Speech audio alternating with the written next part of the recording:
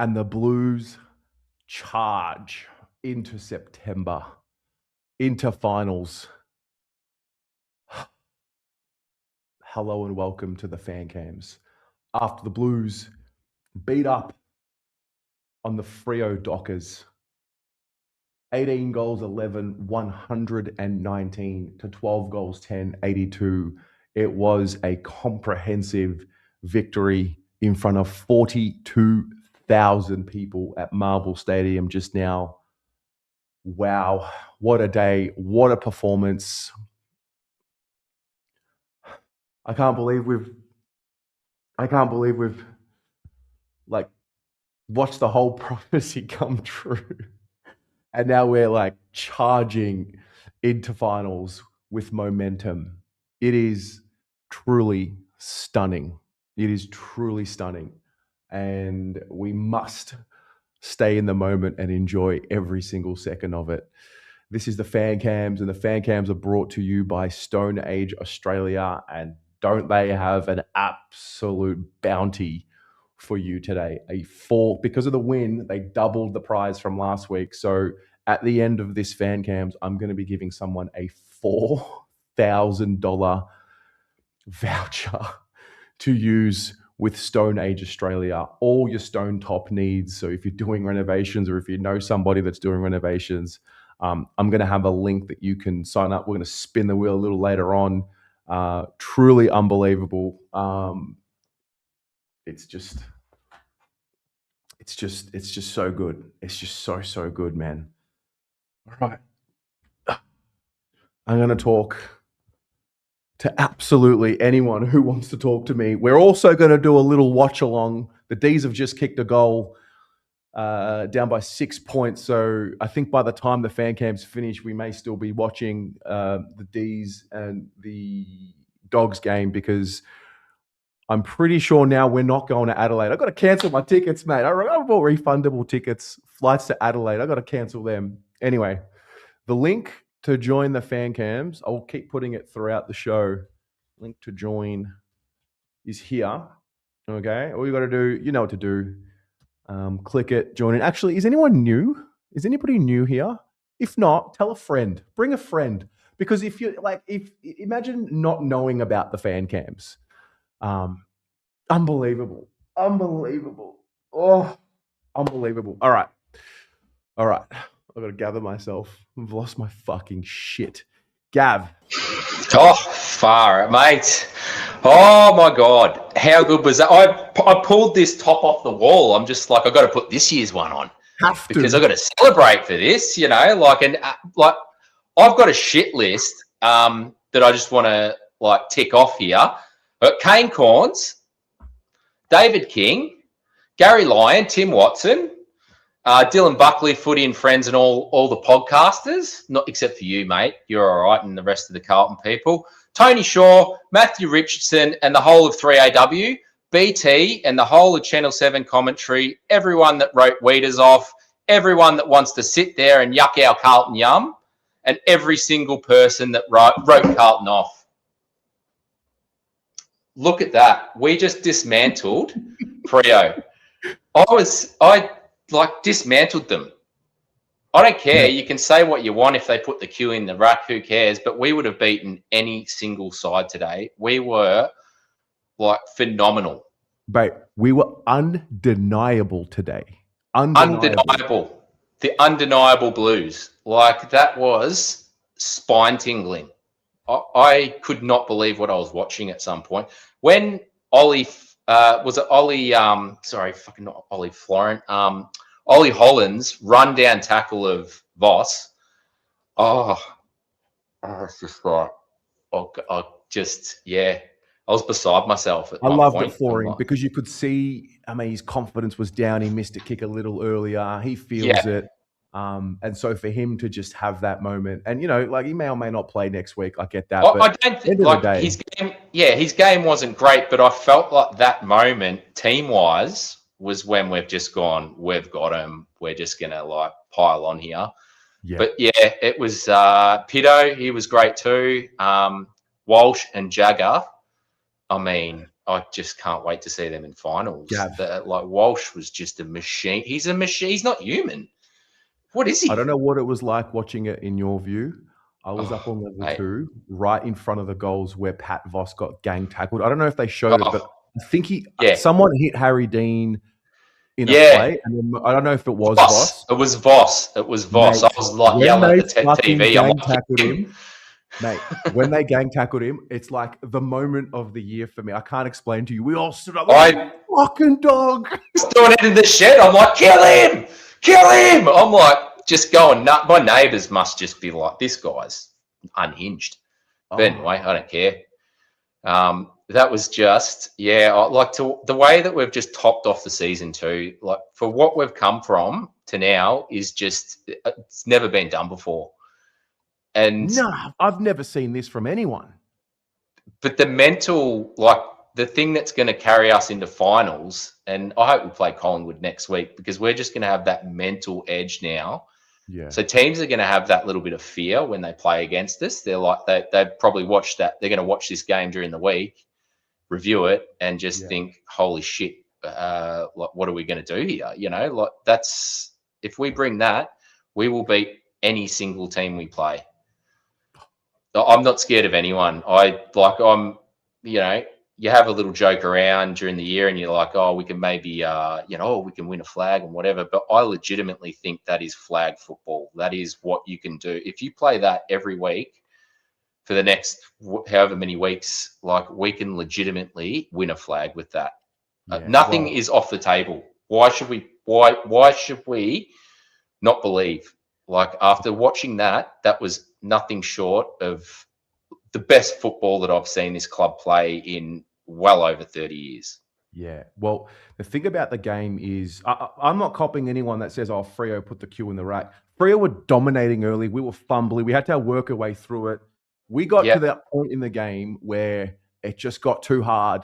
And then you can maybe say, all right, well, they weren't up for fighting it all the way. Mate, you got to give, and you know what? If anyone externally says like Freo put the Q in the rack, you can't take anything from that, fine. Doubt us all you want, mate. No worries. That's fine, but it's not even that. It's like the way that we're positioning ourselves around the ground, the way that we're working our way through traffic. Like we were just perfect. I can't even pick apart anything. We were just spot on all night, connected. It was just what a performance! Like what a performance to end the year. Like, I mean, look at the form. Well, the home and away. Along this year, we've smashed Brisbane, beat Freo. These are top 4 teams. Like these are, we're matching it with the best. And if all these people that say, if they're going to say that about putting the Q in the rack, did you tip us? Did you tip us or did you tip Freo? Because that says a lot. If you've tipped Freo, well, you can go on my shit list too. Fuck you. Yeah. So, I'm on one now. I'm loving this. I'm going to watch the replay all night. I'm going to watch fan cams. I have had the best 3-4 months of my entire life. I am absolutely loving this. Mate. I've ridden the wave the whole way. And I'm happy about that. Like, I just didn't take a backward step. I was like, no, we're a good footy club. Even when we lost to Hawthorn and Collingwood, and there was the talk, about the levels and stuff. We are at the level. We're a good footy club. We've got a winning mentality, and we need to be a club that just strives for premierships now because we can match it with the best teams in the comp. We've shown it. The last 4 or 5 weeks. We're the team to be feared, and that's where you want to be. We're the team that never lets you down, mate. Mate, enjoy tonight because I'm going to bloody enjoy it. I'm going to watch every single fan cam on here. I love the chat. I love you, and I love Carlton. And this has just been the most phenomenal run to finals. And let's just enjoy. Go Blues, my friend. Go Blues. Gav, the great man. Hey, thank you very much to Carlton Football Club Lover 69 with the $5 donation. 5 for Frankie, 5 for Terry. Up the fucking baggers. We are winning the flag. Thank you very much, mate. Frankie Evans for All Australian with the $2 with an elite profile photo. Frankie Evans should be All Australian. GBs. Unbelievable. I reckon that might be his 20th goal for the year. I don't know. I'll check it a little later. Thank you very much. Hey, Moondog, $8. Cheers, mate. I'm not surprised. Belief is there. Hardness is there. And the culture has changed. What an amazing win. And I just love watching this team play footy.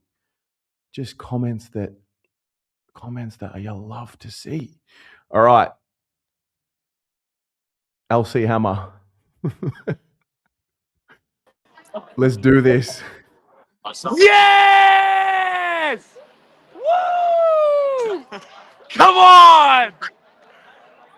Oh my God. What's that LeBron meme where it's like, I can't believe my life is like this? That's what I feel like right now.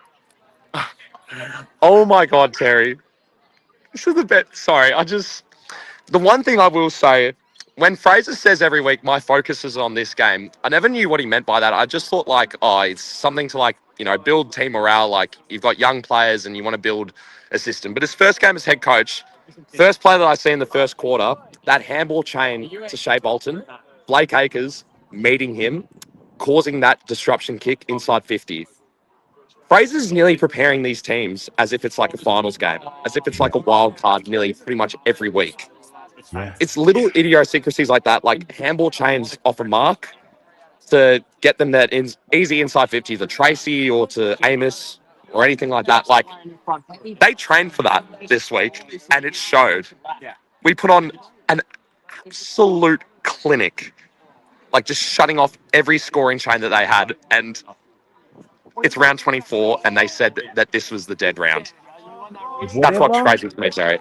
Whatever phase the game asked us to be in, we matched it. Freo, I don't care what anyone says, they're amazing and they were really good today. And we just matched it with them and we kept going until it just got to a point where it was just too hard. And then it would that was it. And we played well against them in Freo as well. We ran them to a pretty good game. Mate, how good? How fucking good? It's ridiculous because, like, you're so right. They played their own Freo style of gameplay today, and I don't think that anybody was like thinking that they weren't. Even with all of their even with all of their rest, even with all of their resting players, like they played a serious brand of football today, and I don't know why anybody would play this down. And it's so weird because like the last time that we played them at Marvel was when we were on this incredible run in 2022, but it was the last game that we would win in 2022 before we bowed out of finals. True.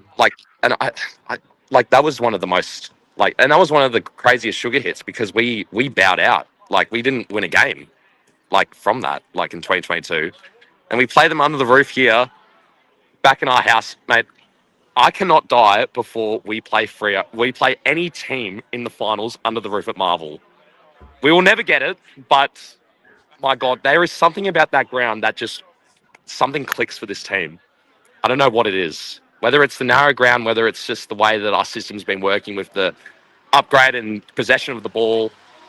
But I think Gary Lyons said something about Carlton play a really big possession game or something like that. But we're taking riskier kicks and we're not taking the ball. But aren't we so glad that we're taking those riskier kicks now? We would have scoffed at that about 10 or 12 weeks ago. Gary doesn't know. He doesn't know. So don't tell Gary. I'm a fucking idiot. Gary doesn't know shit. Gary doesn't know. Gary doesn't know that a mother... No, I can't actually say that. But Frankie and me beat up on Freo on a Saturday. I know I want to save the Frankie Evans glaze for everybody else that comes on here, but my man, my God, I don't know how you have. I was saying this to my friend Xavier last week, who's been on the fan cams before. Frankie Evans is just the missing link in this team. I feel like we've trialed so much with that high half forward role. We've put Hayward in there many times in the past. We've shifted into that wing role, but we've never had a pure high half forward. We tried that with Jack Martin in the past for ages. We even threw Harry up there for a bit. Who would have thought that a medium-sized Frank Evans, who was delisted from Port Adelaide, could come into this team and be such a linking factor for this forward 50?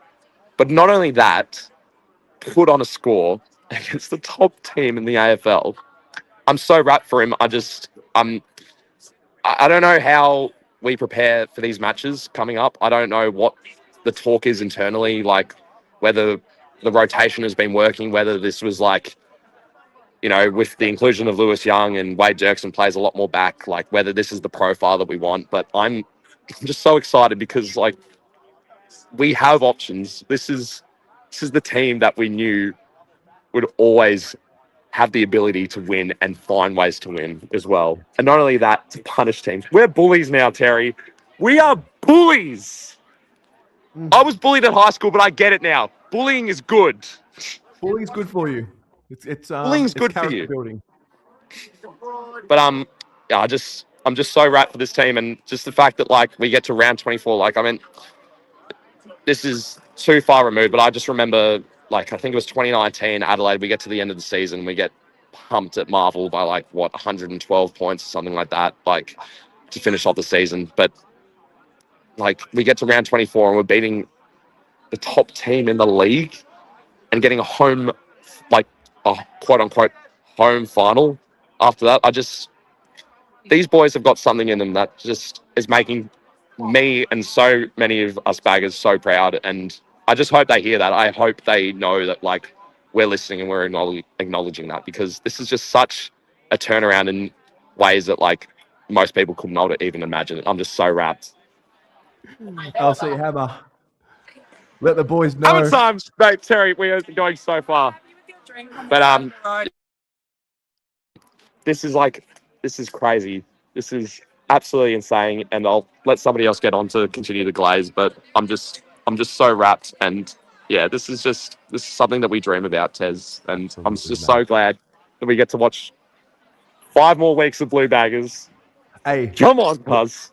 When you walk into work this week, whoever's in the studio, I want you to go up to them one by one and give them like a massive hug and just say, "This is from BA." Is that Ben Ainsworth? We love a hug from them. Oh, you get it. And Tez, no, but like seriously, like I'll let other people continue the glaze on the cams, but like that was just, I'm just so wrapped, and yeah, they will be. God, if you have a blue bagger in your household or in your vicinity right now, please give them a hug, because like we know more than anybody. Like these things don't last, and we'll be talking about these moments for, probably the next millennium. I don't know, but like it's just please give your baggers a hug today, because this is something different, and you're here to witness it right now. Love This it. is crazy. Tez, Blues, brother. I love you. Come on, the fucking baggers! We got 5 more weeks. Come on, by the baggers. Amazing.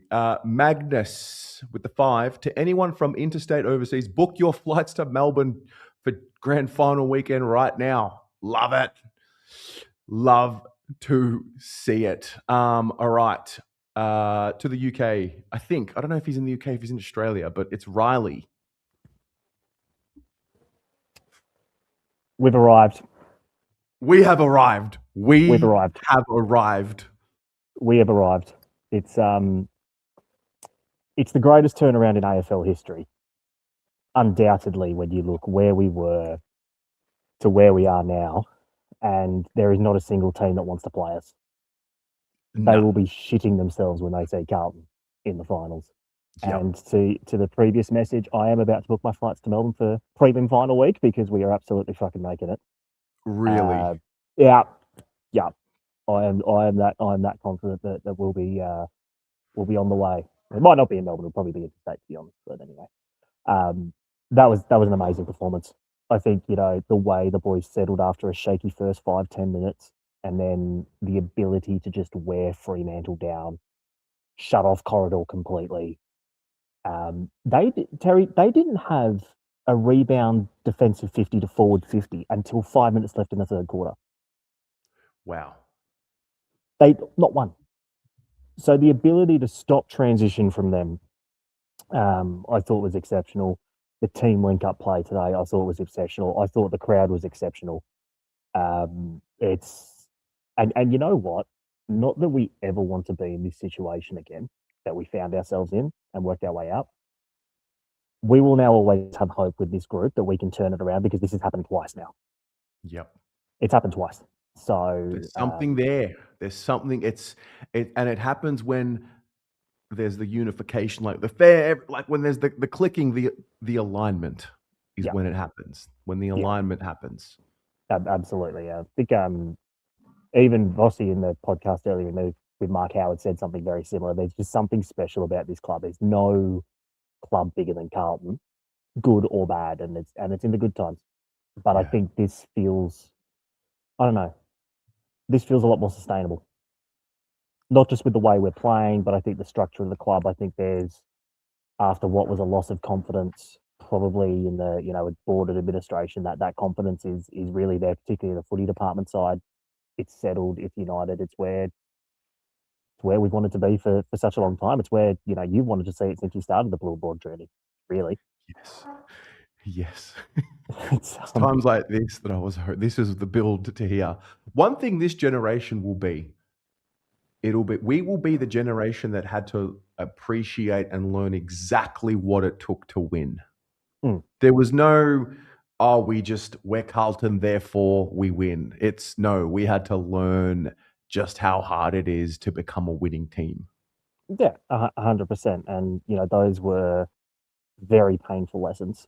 But at the same time, it means we're going to cherish it more for the ones that have stuck fat this whole time. Get to see it. It makes me pretty emotional actually thinking about it. Where even this year, how far we've gone. The journey of this club, the roller coaster. Carlton is a roller coaster, and there's no other club like it. And as much as it drives you insane, there's no other club you'd want to go for. No, there's nothing like it.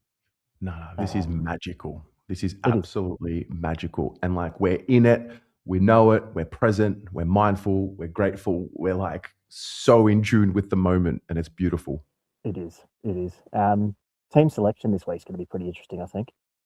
You would assume Hayward would come back in for Hollands, but the Haynes decision is the one. That's a tough one because he's gonna play, right? Like you would assume that Haynes will play. Yeah, I mean, look, like I thought Lewis Young. I mean, obviously his shots on goal. If he had a shot on goal on him, we'd be having a really tough conversation to have. I thought he just played his role. Ollie, I thought he also just did his thing. I mean, at the end of the day, he's there to he was on the fat side a lot of the time where the ball wasn't. Ran hard. Like, we all know his limitations with ball in hand. You can see he doesn't have confidence. But at the end of the day, he's kicked a goal in the game and he's produced one of the better rundown tackles of the day, which just ignited the entire stadium. So I think you just tip your hat off and, probably won't play next week, but well done. Well done for coming in and playing a role. And I think that's where we got to get to. I didn't like the rhetoric around him playing from some of the reaction. I thought it was a bit unfair. Like, he wants to play well. He wants to hit the targets. He wants to do all the things that he obviously doesn't do apparently enough of, but fuck me. That chase down tackle, mate. Come on. There's one thing you can't question with him is it's his effort. Yeah. It's his effort, and I think he's had a couple of injuries this year, other circumstances we all know about. He's had a pretty trying year, but he's always since he's pulled on the jumper given a crack. So in that regard, you want to see him do well, and he played his role. But you know what? I can't wait for next week. Man, let's talk about fucking Benny Ainsworth, mate. I don't want to fucking talk about team selection. Do you, if we're talking, now that we're sort of at the back end of the year and we sort of look at, the recruits that we got in, Ollie Florent, Benny Ainsworth, Will Hayward, they're probably the three best value trades in for any club this year, right? Yep. Three walk-up 22 or 23 now that have genuinely impacted, that took a little bit of time to gel, but I think that was also because we had 8 or 9 new players in this setup. They've been sensational. I think Patrick Cripps has probably secured his 5th All-Australian today. I thought he was very good. I think Sam Walsh is now a smoky for his second All-Australian because I think his second half of the year has been exceptional. Yep. We are the informed team in the competition right now, without question. What about the people saying Wiedering just kicks the ball backwards, mate? Oh, for fuck's sake! Shut Seriously. up! Fucking shut up! I mean, the last 2 weeks, you saw his value and how much the defence around him has grown because he's just that pillar, and he locked away Tracy. But what was really pleasing today was the fact that he actually, instead of sort of playing that deep last man, he was actually a lot more at the contest at the footy and impacting, which allowed Dean to roll off, which allowed others to roll off. It was, that provided some serious confidence. My only worry now going into final is maybe because we've had to redline it for the last 3 months, maybe we run out of petrol tickets, but you can't think about that. Can't think about that. It's a new season. Yeah, you just go for it. You just the hardest thing to find is momentum in this game, and sometimes you've got to find momentum at the right time of the year. And I think it's safe to say that we've definitely found momentum at the right time of the year. So, I think bring it on, mate. Whatever's gonna come, whatever, bring it on. Bring it on. We fear no one. Playing with house money. Yep. Let's fucking take it, eh? All right, mate. See you soon. See you soon. Go Blues. Go Blues. Few more donations. Thank you very much to those of you who donate here. John Leonardos with a 10. Go Baggers. Pitto the Beast. 100 games. Go Blues. What a performance. Tez, this is generational. Sure is. Petra Khan with the $5.44. That would be 5 goals for Frankie, number 44. After conceding the first 4 goals, the Blues snapped into gear with elite ball movement, especially transitioning from defense. Love heart, ladies and gentlemen. Thank you very much, Petra Khan. Now, just another one on Frankie Evans. He kicked 5 goals, so that takes his yearly tally to 22. And that means we now have 6 players who kicked 20 or more goals this year. So a nice even spread just continues for the boys. Joe. We are the best team in the comp. Seen enough. We are the best team in the league right now. No one can touch us at the moment. The question mark isn't about whether or not we can beat every team in the comp. It's just whether or not we slip up now. That's it. And is it too much to ask for 5 wins? Probably, in all likelihood, yes, it is. It's way too much to ask, but we are, without a doubt, the best team in the comp right now. No one that can't be questioned after this. It just can't. We dismantle every team. Tez, we had 120 more possessions than them today again. Yeah. This is every single fucking week that we do this, regardless of the team that we come up against. We defend with ball in hand. We defend the ground with pressure as soon as the ball hits the deck when we don't have ball in hand. Everything that we do is perfect at the moment. Yeah. It is fucking perfect, mate. It's ridiculous. It's ridiculous. We build into games. We're not volatile with our we build into games. We don't get. I mean, we conceded 4 straight goals to start the game. Didn't panic, just got to it, chipped away, and I think we were only down by 4 points at quarter time. Just mature. We just break teams down slowly. It's like we frustrate teams because they can't get their hands on the ball. And then because they get frustrated, they start making mistakes when they get their chances. And then it allows us to create more turnover and bounce off the back half. It's insane, Tez, what we are watching. It's fucking incredible. Today was you and I both spoke prior to the game, as we usually do. And we both said, yeah, we'll probably beat them today. Just because it looked like that sort of game where as long as we got out to a 3-4 goal lead, they'd probably put the cue in the rack at some stage. They had nothing to gain. We had nothing to lose, right? It was just one of those games. So it never felt like it was in doubt that we were going to win. It's the way we won. Yeah. It's the way we won. And you can say what you want to say about the second half. They put the cue in the rack at some point, sure. The second quarter, they did not put the cue in the rack at that point. That's where we set up today's win. No. From halfway through the first quarter to halftime, we said, nah, you're not getting close to us. So you decide when you want to roll over. Did we kick 5 straight goals in the second quarter before they kicked theirs? I think Frederick kicked it. I'm pretty sure Yeah, it was we 5 kicked in a row. after they kicked the first 4.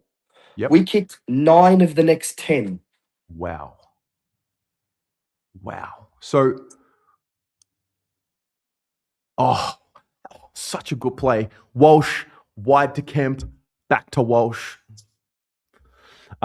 Goal. Kemp goal, Walsh goal, Kemp snap. That was a good one.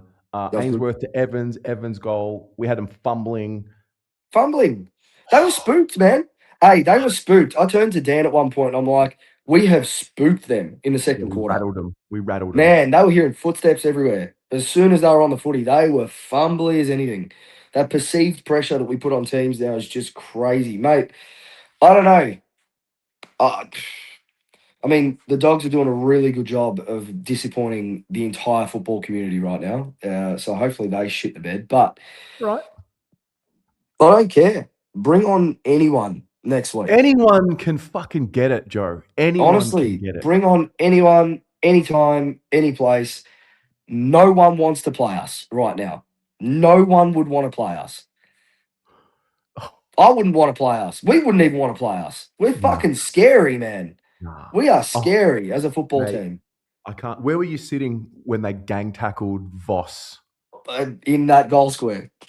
Oh my God. I almost passed out. I genuinely almost blacked out. That was crazy. You know when you scream so much and you get like dizzy? Yeah. So I had that twice today, so that was one.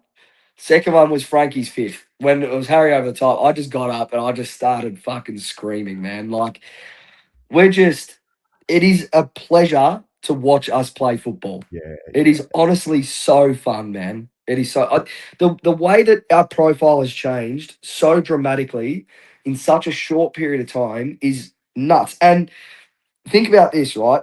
I don't know if you felt the same, but first half of the year in particular, I couldn't really identify. I think on fan cams you spoke about it. I can't remember if it was me, but I remember it being mentioned where it kind of in the first half of the year, we didn't have an identity, right? And when we kicked our goals, it felt like it kind of came from nothing. Like it was just kind of like they'd come about, right?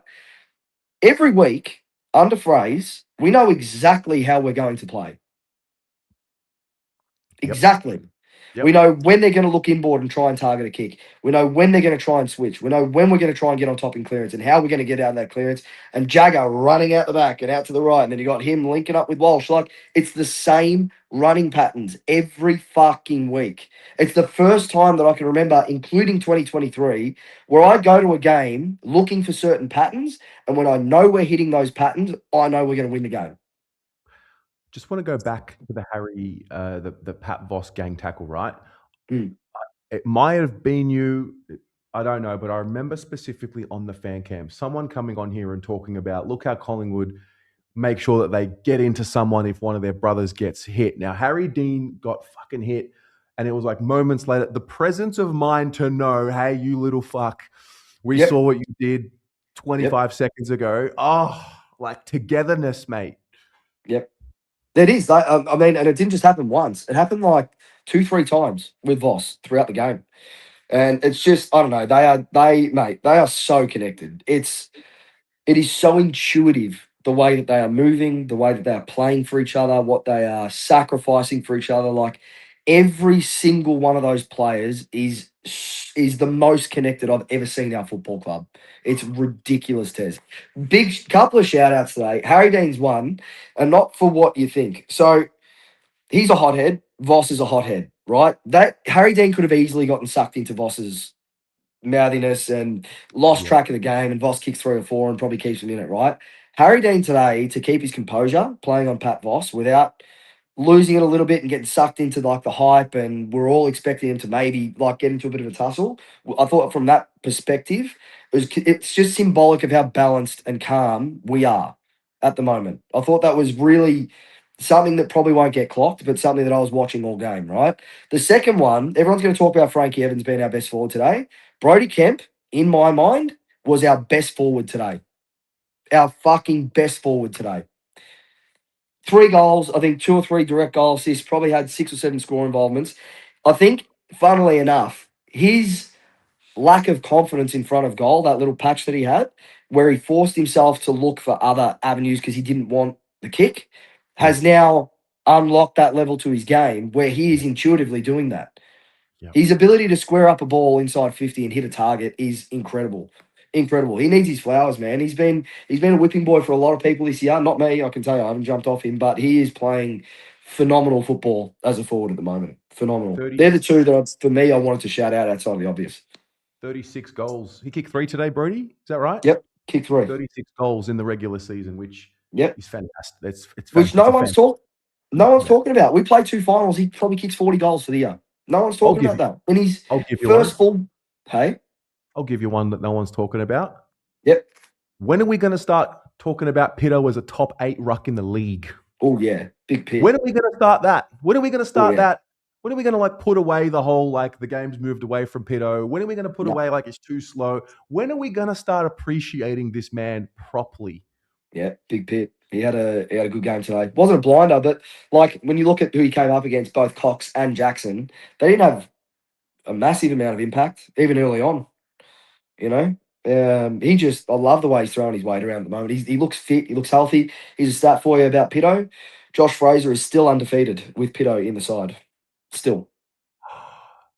True, because he didn't play against Hawthorn or Collingwood, and we drew last week. I reckon he didn't play against Freo in Perth. I reckon Liam Reedy played that game. Yep, I think he did.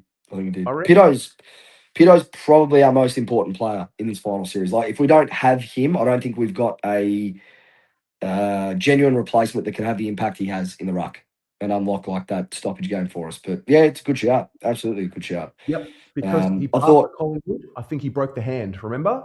Yep, he did. He broke the hand, didn't play round 7 against Freo, came back against St Kilda. Yep, that's right. But there's a lot of unsung players at the moment, Cripps, Walsh, they'll all get their flowers. But even Cottrell today, Cooper Lord, the way Cooper Lord is moving at the moment, there was a passage of play through the middle of the ground. His sidestep was as quick as I've ever seen from Coop. They're all just playing with confidence, man. It's what Fraser has been able to do to unlock this confidence from every single one of these players, mate. It's just fucked. And you know what? Another big mental hurdle for this group. We signed Teague. They lost the last 2 games of the season. We signed Fraser. We just beat the best team in the comp by 40 points. Yeah. That's the difference. They've bought in, man, completely to whatever he has set up, whatever standards that he is pushing, however he's asked them to execute, they are fully bought into this system and to this process. And this club is just fucking humming, Tez, man. We are humming. It's crazy. We could achieve anything that we want. It may be nothing, who knows? But like Riley said, we've got a free throw at the stumps now, man. No one's expecting anything from us, but we could expect the world at the end of the day. It's just fucked. It's so fucked. It's so good, man. I'm so happy. We should always be so fucking happy. We're not going to Adelaide under any circumstance? No. So we could still go to Adelaide if the Giants beat the Crows and the Dogs beat the D's. If the Dogs beat the D's right now and Adelaide beat the Crows, we are playing Melbourne at the MCG next week. Okay. And if the Giants beat the Crows, we play Adelaide. If the Giants beat the Crows, we play Adelaide. Yes. Provided that Melbourne beat the Dogs. At the end of the day, D's are down by 11. If the D's beat the Dogs today, we're playing the fucking Pies next week. Hey, Joe, either of Melbourne or Collingwood, I'm taking because both could be full circle. Imagine playing Melbourne in a wild card at the G 3 years on. Mate, how's the Demons for them? Blake Acres in the square again. Let's fucking go. Oh my goodness. Mate, I'm so excited.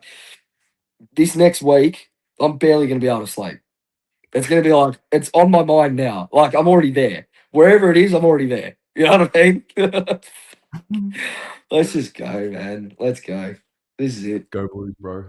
Go Blues, man. We're on tomorrow night again, Sunday. Back to Sundays, 8:15. So see everyone then, and go Blues. Go Blues, bro. Oh, my bad. All right. Who we got? Lockie. Mate, What's up, Tezza? Let's go, baby. let's How fucking go, fucking baby. good was that win, man? Let's go, Holy baby. shit. Dude, it was so fucking loud on the TV, man. Like, you could hear the Blues just going absolutely fucking berserk, man. Like, fuck. Couldn't imagine how loud about the game, though, man. Fuck. I think it all really activated when Ollie Hollins ran down Paddy Voss. I think that's when We're right in front of the cheer squad. activated. And then there was some umpiring calls that got us going too. The one that was like touched that Tracy marked. I don't know if Yep. I've heard a big boo because like I'm up on level 2. We could all hear it was touched. I don't know how the umpires today. Some of them were a bit suspect, but yeah. Yeah, man. Like, legit, we're up fucking uncontested marks, man. It was almost by 100 fucking marks, man. You know what I mean? Like, Yeah. we fucking killed him. So, dude, once we spread, man, like, fucking good luck fucking stopping us, man. When we get the fucking run, no chance of stopping us, man. So, Yeah, it's gonna be we've got crazy, this. man. Like, hopefully the D's can get up, man, because, like, you don't, like, people got to understand how big next week will be if we play the Pies. Because the last time we played the Pies in the finals was 1988, bro. Wow. 38 fucking years ago, bro. That's the last time I played in the finals, man. 100,000 people. The MCG is going to be fucking shaking, dude. And also, one other thing as well, people got to understand, like, we beat fucking Collingwood, bro. Side bottom, done. Pendles is still up in the air, man. Could be Pendles' last game as well, man. Like, us beating them will fucking erase the fucking loss that we had in 2022, bro. That fucking last round, man. I'm telling you. Like, fucking get that memory and fucking throw it out, man. I'm telling you. The off its fucking nuts, man. Oh, mate. Like, people got to understand. Like, this is like the fucking grand final, bro. Honestly. Like, this is the biggest game of the fucking year, bro. If Melbourne can win against the Doggies, man. Look, it's a tight contest, 10-point game, but we'll just have to see what happens, man. But look, today they were just so locked in and prepared. Everyone was like, the crowd was so up and about and engaged. It was a collective win, man. Shaky. It was a collective win. They all, like, every single one of them, they fucking gelled, bro, together. Like, all their minds was just switched on, man, that game. Like, I'll be honest, half time, I fucking knew we were winning that game, bro. I knew. I had no doubt whatsoever. Since that Brisbane game, I just thought, like, fuck, man, like, if we're up and about, like, fucking good luck stopping us, man. Like, the crowd activated, I think it was 42,000 today or something like that at Marvel. Yeah. Imagine the fucking MCG, dude. Fucking the Blue fans rumbling, man. Be fucking nuts, man. Absolutely insane. I don't know. I've already done the fucking prediction for it, man. It's fucking nuts, man. So let's say they beat fucking Collingwood. The next game, dude. Let's say obviously if Melbourne do win this, we will play fucking Melbourne next. That's the next game at MCG. And then let's say, depending who it is, it's Hawks, Fremantle versus Hawks. Obviously, it's going to be in Perth. So Freo should get the dub. Obviously, they're going to get some players back in. And then it's fucking Hawthorn, dude, at MCG. And then, depending on how the other games are going to go, I reckon Brisbane's going to get the job against the Swans, just because the fucking outs they have, man. They're fucked. Hey, let's just get to next week, mate. One by one. Man, it's hard though. Like, we're in this fucking momentum, man. Like, how can you not, like, fucking, you can't stop us, man.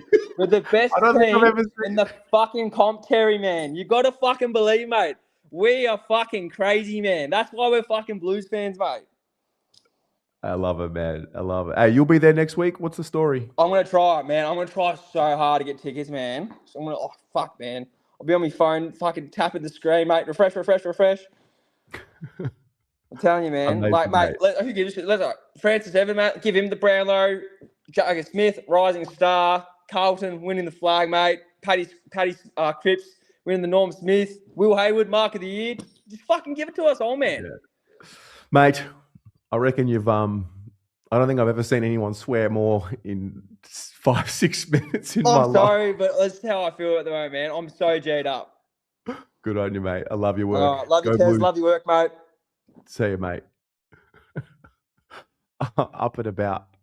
Absolutely up and about. All right. Let's go. Alessandra, accidentally brought you in earlier. Let's bring you in again, mate. How you doing? Tez, mate. How are you? Very good. As good as you could be, mate. I was going to say, it doesn't get much better than this, does it? Nah, it really doesn't. Yeah. What was it like at the game? Was it as good as it looked on the TV? It was like Brisbane a few weeks ago. It was Yeah. It was electric. We built into the game. Freo looked sharp early, just like Brisbane looked sharp early. And then honestly, from quarter time on, it was not even from probably 5 minutes to go in the first quarter, we sort of turned it on. It was just electric. The chase down tackles, the place was rattling. They talk about Wharfie time, which is awesome. I've been there, I've seen it. Yeah. We literally made that place rattle today, and it was we overwhelmed them. I don't care what anyone says. I'm not copying. Nah, they put the cue in the rack, mate. They were trying to win the game. They played like they're a good team. They would have managed more players if they came into it wanting to put it away. Yeah, I reckon they wanted the win. The coach wanted to win at least. I don't know if you saw Yeah. the vision on the TV, but he was like banging his fists, grumpy. So I Oh, think wow. it's good for him to get a bit of a rattle going, you know. Whether that'll come back and bite us, but who knows? Mate. All I know is that was one of the more electric days that you get at the footy. Like, special. Mate, I can tell you, I was screaming at the telly on my couch. So, What? I thought Yeah. the pressure Yeah. game was what I loved the most. Like, just it might have been a bit hard to see at the game. I'm not sure, but every contest there was 3 or 4 just arriving. The tackles had minimum of 2, if not 3 people. It just reminded me of like peak. As much as I hate to say it, Collingwood when they were their best. Like the tackles, they just lay with 4 or 5 people. Brisbane, the ball speed they have, I thought we matched that tonight, if not better. It's just like seeing other teams' games evolve into ours, but our own identity with it, if that makes sense. Yeah, mate. Which I really loved. There was a brotherhood about them. Yeah, there was just a togetherness about them, and yeah. I mean, we haven't really gotten into like players and performances. We're all so excited, but there were some really good contributions today from a lot of players. I think it was another one of those days where I think everyone had a little say in the day. Yeah, I'm looking at the ranking points, and we've got 10 players above 85 points, which is Well, I'll tell you another unique. thing. I think what we've saw today, I mean, obviously Jai Amos will play for Freo if we ever played them again.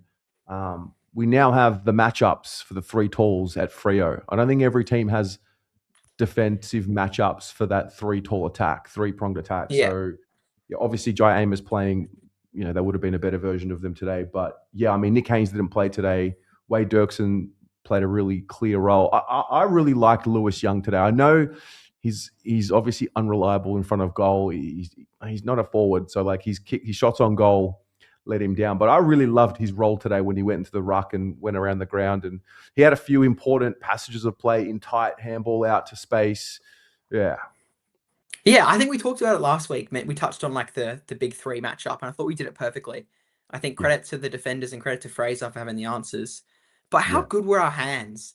Like, can we just talk about like our in pressure? The clearances is one thing. We've always been a very dominant team. Yeah. But I think there was a passage maybe in the 3rd quarter. We got it from the D50 all the way to the forward 50 with no kicks. I think there was a free kick in there, but was it from a kick in? It was. It was 1 kick in and then handball chain, a free kick, and then we kept the handball chain going and it resulted in a goal. I can't remember who kicked the goal, but I reckon it started from a Billy Wilson chain. I think you might be right. I can picture like the sequence, but not the players. So good, mate. I know. Well, it's just like our game recently has been the uncontested marks, as everyone's talking about. Like we were 100 plus tonight or whatever. But the fact that we are able to string those handballs together, the pressure not only defensively, offensively as well, I thought was really good tonight. Which dismantled the number 1 team in the comp, right? Like all the shit talk that I get from my mates who are Freo supporters. Oh, we didn't try. Oh, we put it away. We still beat you. Not many other teams could do it. Yeah, convincingly. Like, the fact we were in a position to put you on the back foot and you hung your boots up, that's credit to us. And I think you got to give it to us and we got to be proud of that and celebrate it. And just live in the moment, mate. Enjoy it. This doesn't happen that often. Absolutely, mate. It's the best version of Carlton we've seen in our lifetime, mate. Yeah, I was thinking about that. 2023 was good, but I reckon this tops it. Well, the thing about this team is it's got a little bit of meat on the bone. What I mean by that is guys that played in that final series in 2023, that was their first final series. Cripps, Walsh, Wiedering, Mackay. So they'll definitely take lessons from their preparation back then, how to handle pressure back then. And we've also got guys who have been there, Florent, Hayward, who will play obviously next week. So there's a little bit in there. There's some there's battle scars as well. So I reckon this team's much more prepared for a final series than what that team was. That team, it was the first time, and it was it was emotion and it was riding momentum as well, and that's what we're doing now. But it's coming off the back of system, which I love. I think that's what I've loved. Is I think the bloke on before me, I forgot his name, sorry, but we know what's going to happen in the game. Is that inwards kick, the handball through the middle if we can get it. Just like the players knowing what they're doing and having the confidence that if something goes wrong, get around each other and just reset, go back to systems. I thought that was really good as well. But yeah, I'm just loving the media coverage as well of Fraser during the week. I'm sure you watched like the Carlton press, like just the FaceTimes with the players from the coach, like getting all the AFLW players and all the AFL players around and announcing it. And he's just like such a humble bloke, and like the culture is just like spreading love. What Pitternet pointed on a few weeks ago. The club is loving, and love is going around. We love to love. That's it. We love to love. Yeah. So all smiles here, mate. I'm loving it from Perth. Mate, fantastic. Hey, loved your call last week. Loved your call today. Thank you very much for tuning in, mate. Take care. Have a good one. See you, mate. That's Alessandro. It was fantastic, that. Carlton Football Club Lovers 69 has gone again with a $2 donation. Wharfy time, boring. Give me Frankie time. Yeah. Hello, Kez. Can't join in tonight. Granddaughter's birthday. So happy for the boys. Standing ovation for Ollie's rundown was my highlight. Bring it to whomever next week. 2 seats in our car if it's Adelaide next week. Kez, you're a gem. Thank you very much for the donation. Pierre with an $8 super chat. Big shout out to Gov. His team play created so many scoring opportunities and assists, especially when it mattered. Go Blues. Absolutely. All right, let's go to Thailand because Jeff is there. Uncle Jeff. Good afternoon or evening, you guys. Well, how are you, sir? Very good. Yourself? Did you enjoy that today, Tez? I have not enjoyed our footy club like I have in these last few months. We kind of like surrendered to the season back a few months ago. Yeah. Every year we surrender and go, oh, well, maybe next year, maybe pre-season. But now it's like the old days, mate. We're coming to the finals. Who's next? Bang. Well, right. I mentioned a couple of weeks ago, Harry was a little bit soft, dropping marks and that. Geez, he's turned it around. I was dubious about Wiedering. He played a really good, solid game today. Still not chasing as well, but he's there. He's doing the thing. I mean, I was worried today with Haynes going out. We covered it perfectly. Dirksen back in there. This team, you can't shut this team down. There's too many contributing. And I know, as you said before, it's hard to pick out who was the best player. Like Frankie Evans. He knows where to be. He's in the forward line. The ball's there. They're centering the ball. They're going wide and centering the ball. They know it's coming. How was Taylor Burns' tackle? Crunched the ball, and then instinctively the whole forward line went into kill mode. They all run forward. They're all looking for each other. They're backing each other up. Kempy's just getting better and better and better. Even it stood out for me today. I think it was Cowan and Cooper Lord. Cooper Lord has got a really good golden foot on him. And it's hard to place a mantle on anyone today. They all contributed. And this is the Carlton sides of old. You just go out there and they just demolish sides. But have you noticed once we get in front, try as much as you like. We keep going. We do not surrender the lead. And they fight, mate. There's fight in these boys now, and they're playing for each other. And Fraser, whatever the magic potion is at Carlton at the moment, it's back. I remember the days where we'd go to the footy and we rarely lose at Carlton, and at the end, if we get behind, someone will do something It's had champions everywhere. Yeah. But Collingwood at the MCG, this is the AFL made in heaven, yeah? Oh, Let's do a wild card. Let's do a wild card. What if we got Carlton Collingwood as a wild card? Who would have thought that this would happen? 100,000 people, and we smash Collingwood. We owe them bad. Owe them bad. Jeff, This is redemption. it's been 38 years since we played Collingwood in a final. I wasn't even alive. Bloody hell. 1988 was the last time we played them in a final. You know what? Back in 72, I went to a Collingwood Carlton semi-final at the MCG with my grandfather. And in 1970, I went to games, but I didn't go to the finals in 70.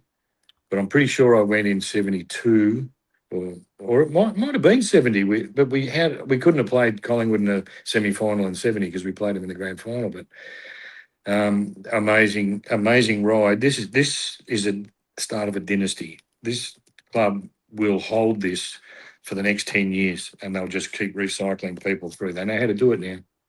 And you know what I love about it? The umpires can't put a bad call on us, because once we get the ball, we turn it, we pressure, turn it over, we all run forward, and it's clear possession. Even though we got a couple of gift 50s, which were there, but mate, we'll take them all day because we've been robbed before. That's the power of the crowd, because wasn't it? The crowd just responded, and the umpire just relented, didn't he? Yeah, 50. We're intimidating when we lock in and get fully engaged to what's going on the field. It's something else. Like it's I used to love it. Otherworldly. It is when someone's got the ball and you know it's going to be a goal and it's coming up and it's still coming inside the 50, and everyone in the stand starts standing up and going mental. It's just, it's unbelievable. It's really, really, really fantastic. And you know what? I'm enjoying watching all the callers coming in to the fan cams and experiencing this, because I'm going, wait, they've never seen this before. Yeah. And it's just so good that everyone's getting payback for the loyalty over the years. And I'm so happy for everyone, and yourself, Terry, and Pom, and good on my old mate Gavin up in bloody Queensland. He's going mental. I hope they didn't call the cops on him today. He probably would have gone berserk. But absolutely outstanding. Thank you very much for all you do. And thanks everyone for your support with Terry, Pom, and the Blues. Enjoy the ride. It ain't over yet. Have a good one. Jeff. Thanks, mate. Cheers. So good, man. Honestly, just so good. All right. Got a few more callers in here. Don't forget, we are powered by Stone Age Australia. I'm going to put a link in the chat shortly, because Stone Age Australia are giving away a $4,000 voucher to use with them for any of your stone top needs. Harry from Stone Age Australia got on board for the last 3 games and basically started with a $500 voucher, which became $1,000, which became a double $2,000, which today it's unbelievable. It's the biggest giveaway that I've seen here. So if that's you, or if you know someone that's doing some renos and needs some stone top and some marble or whatever you've got going, I'm going to spin the wheel at the end of the fan cams and give that away. So thank you very much. All right, let's bring in a friend. Vince. Hey, mate. Hey, how you going? So good, mate. How are you? Oh, yeah, living the dream. Can't win. St Kilda lose. Collingwood get thumped. What more can be better? Vince, we've been here through the down times, mate. We stuck fat. We stayed loyal. My goodness. Oh, absolutely. It's just been a tough 30 years. Yeah. Especially what I experienced Yeah. prior. So in 1988, against Collingwood, Silvani took Mark of the Year in that final. Yes. And it was an absolute ripper. Was that the one where he took it and fell forward on his head? Is that what that's from? No, he took it with one knee on the shoulder, right, hands up, and absolutely made. I can't remember his name now. I think it was the guy that started with G, whatever. That, yeah, made him look like a fool. And yeah, he did fall with his hands down, but it was a ripper, Mark. Ripper. What about today, mate? Today, I couldn't be more proud. And I don't care.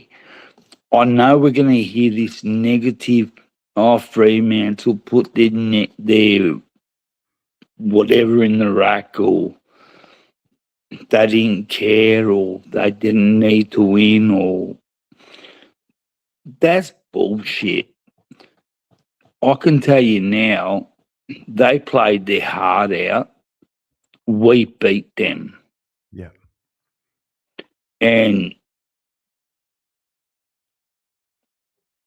we beat them well and truly, damn well. Yeah.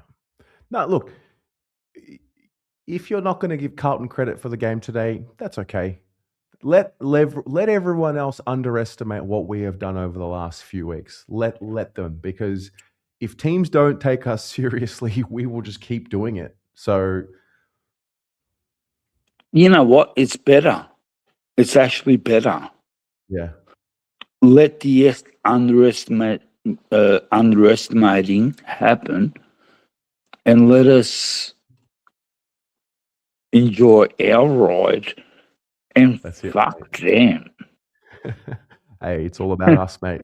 It's all about us. It's all about us who literally absolutely, yep. Absolutely. By the way, I've got a new baby lamb and a new baby mini goat. Nice. Congratulations. Thank you. And they're crazy, but you know how it is with life. Yep. I mean, I don't know what it's like to have lamb running around, but yeah. Oh God, you don't want to know. Trust me. Yeah. It's Vince, a mate, headache.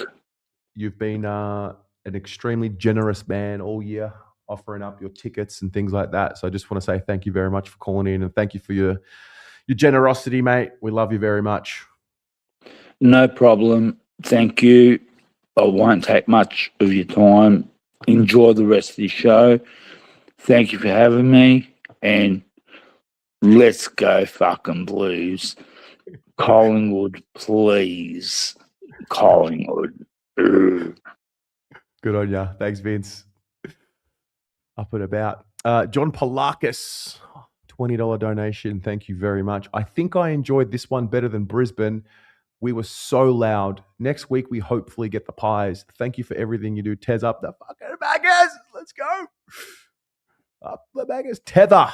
Hello, sir. Hey, can you hear me? It's faint, but I can hear you. Okay, sorry. It's first time using this setup. So That's better now. Better? Sweet. Yeah. First time, long time. Mate, welcome. Good to have you here. Yeah, no, it's good. Thanks for this too. Like, I've talked to you before through emails. Like, thanks. It's just awesome to have somewhere to go after the game, especially living away from Melbourne. Where are you from? I'm from Salamander Bay, about an hour north of Newcastle. So it's just on NRL up here. But yeah, anyway, I've basically been a bit quiet in your chat this year because I got into a bit of an argument with a lot of people about Voss, and I wanted him out for years. Yep. I'd just like to take this opportunity to apologise to none of you. Absolutely none of you. I was fucking right. Like, look what's happened. Look what's happened. We got rid of him, changed the game style. We go attacking instead of this long bomb defensive mindset. And the boys have just lifted to it. It's great to watch. I think we were talking about it today. I mean, I think bottom line, obviously, it was just time to part ways. But one thing I truly believe is the foundations were set with him. Our contest game was pretty much perfected under him. Unfortunately, we couldn't get the balance right, couldn't get the outside game working. I think Fraser's just taken those foundations and he's just like opened it up. And now we've got a balance because you can try and take away our uncontested game, but then we'll just go back to our contested game. So we're just a better balanced team. So I do agree that it was time to part ways with Vossi, but I do also think that he set the group up with his time, and like he made us a bit of a harder team, like in the contest, which it's going to be important for that when it comes to finals footy. Oh no, I reckon if we got rid of him earlier, we would have been a lot closer to the top last year. But who knows? Who knows? What else did you? I was trying to think of someone to call out, but it was just a team effort, right? Like, yeah, Frankie did great. Like, it was awesome. But yeah, there was no real standout. Like, they were just, they're all playing for each other. This is what we wanted. It's so good to watch. So going into this game, when was the moment during this game where you're like, oh wow, no, we're winning this game? Or did you have that the entire game? No, like I was nervous. Definitely nervous. I think the rundown tackle by Hollins was like, we got this. They're not going to give him anything. They're not going to give him an inch. I think we got this. And then it was just probably somewhere halfway through the last, like 10 minutes left in the last, where it was relax and yelling out in the pub because everyone's watching the NRL here. And I'm the only person. Cripper! And Cripper kicked that goal in the last, and it was good. It's good. It's I don't know much to say, but no, mate, it's just good team effort. Calling in, and thank you for being a part of the community, and I'm glad you feel a part of it, even though you're not in Melbourne, and that's what it's all about. Yeah, well, that's what it's what's great. Like, love watching the watch-alongs with Pommy, and it's good fun. Yeah. So thanks for that, mate. Love your work. Thank you once again. Go Blues. See you later. Thank you, mate. All right, Dione. Oh, Terry, I can't hear you now. You can't hear me? Let me try again. I might do the hello to myself. Vince. Oh, Terry, how are you, darling? Good, mate. How are you? I was going to go to this game, courtesy to you, but I actually ended up not going to that game in Ballarat because it was cancelled.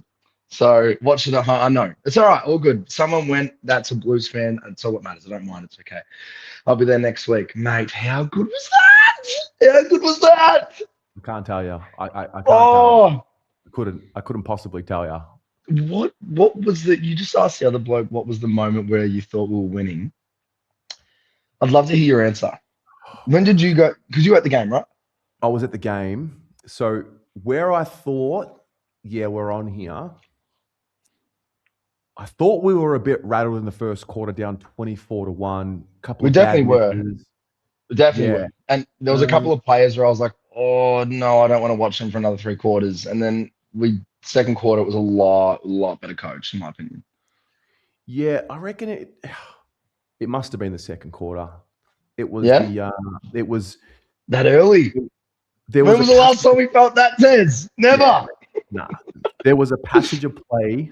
Walsh, beautiful kick out wide to Kemp. Everyone thought he was taking a shot. He went back to Walsh. Back inside. And I just think about Walshy this year. I've noticed there's been certain times where he's had that shot on goal and it's like, come on, Walsh, you got to kick it. And he's missed a couple of them. Yeah. Today he went back, he dobbed it. I'm like, all right, cool. He's up and about. And then I think that was just before the Ollie Hollins rundown.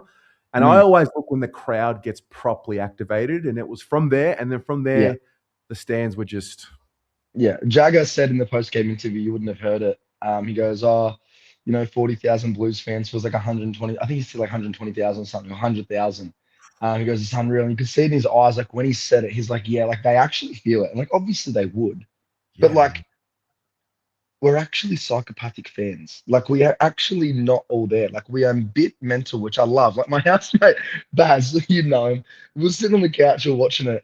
And then my other mate was over as well. And like, he's like, you aren't normal. Like we're not, you aren't a normal fan base. And I'm like, no, we're fucking not.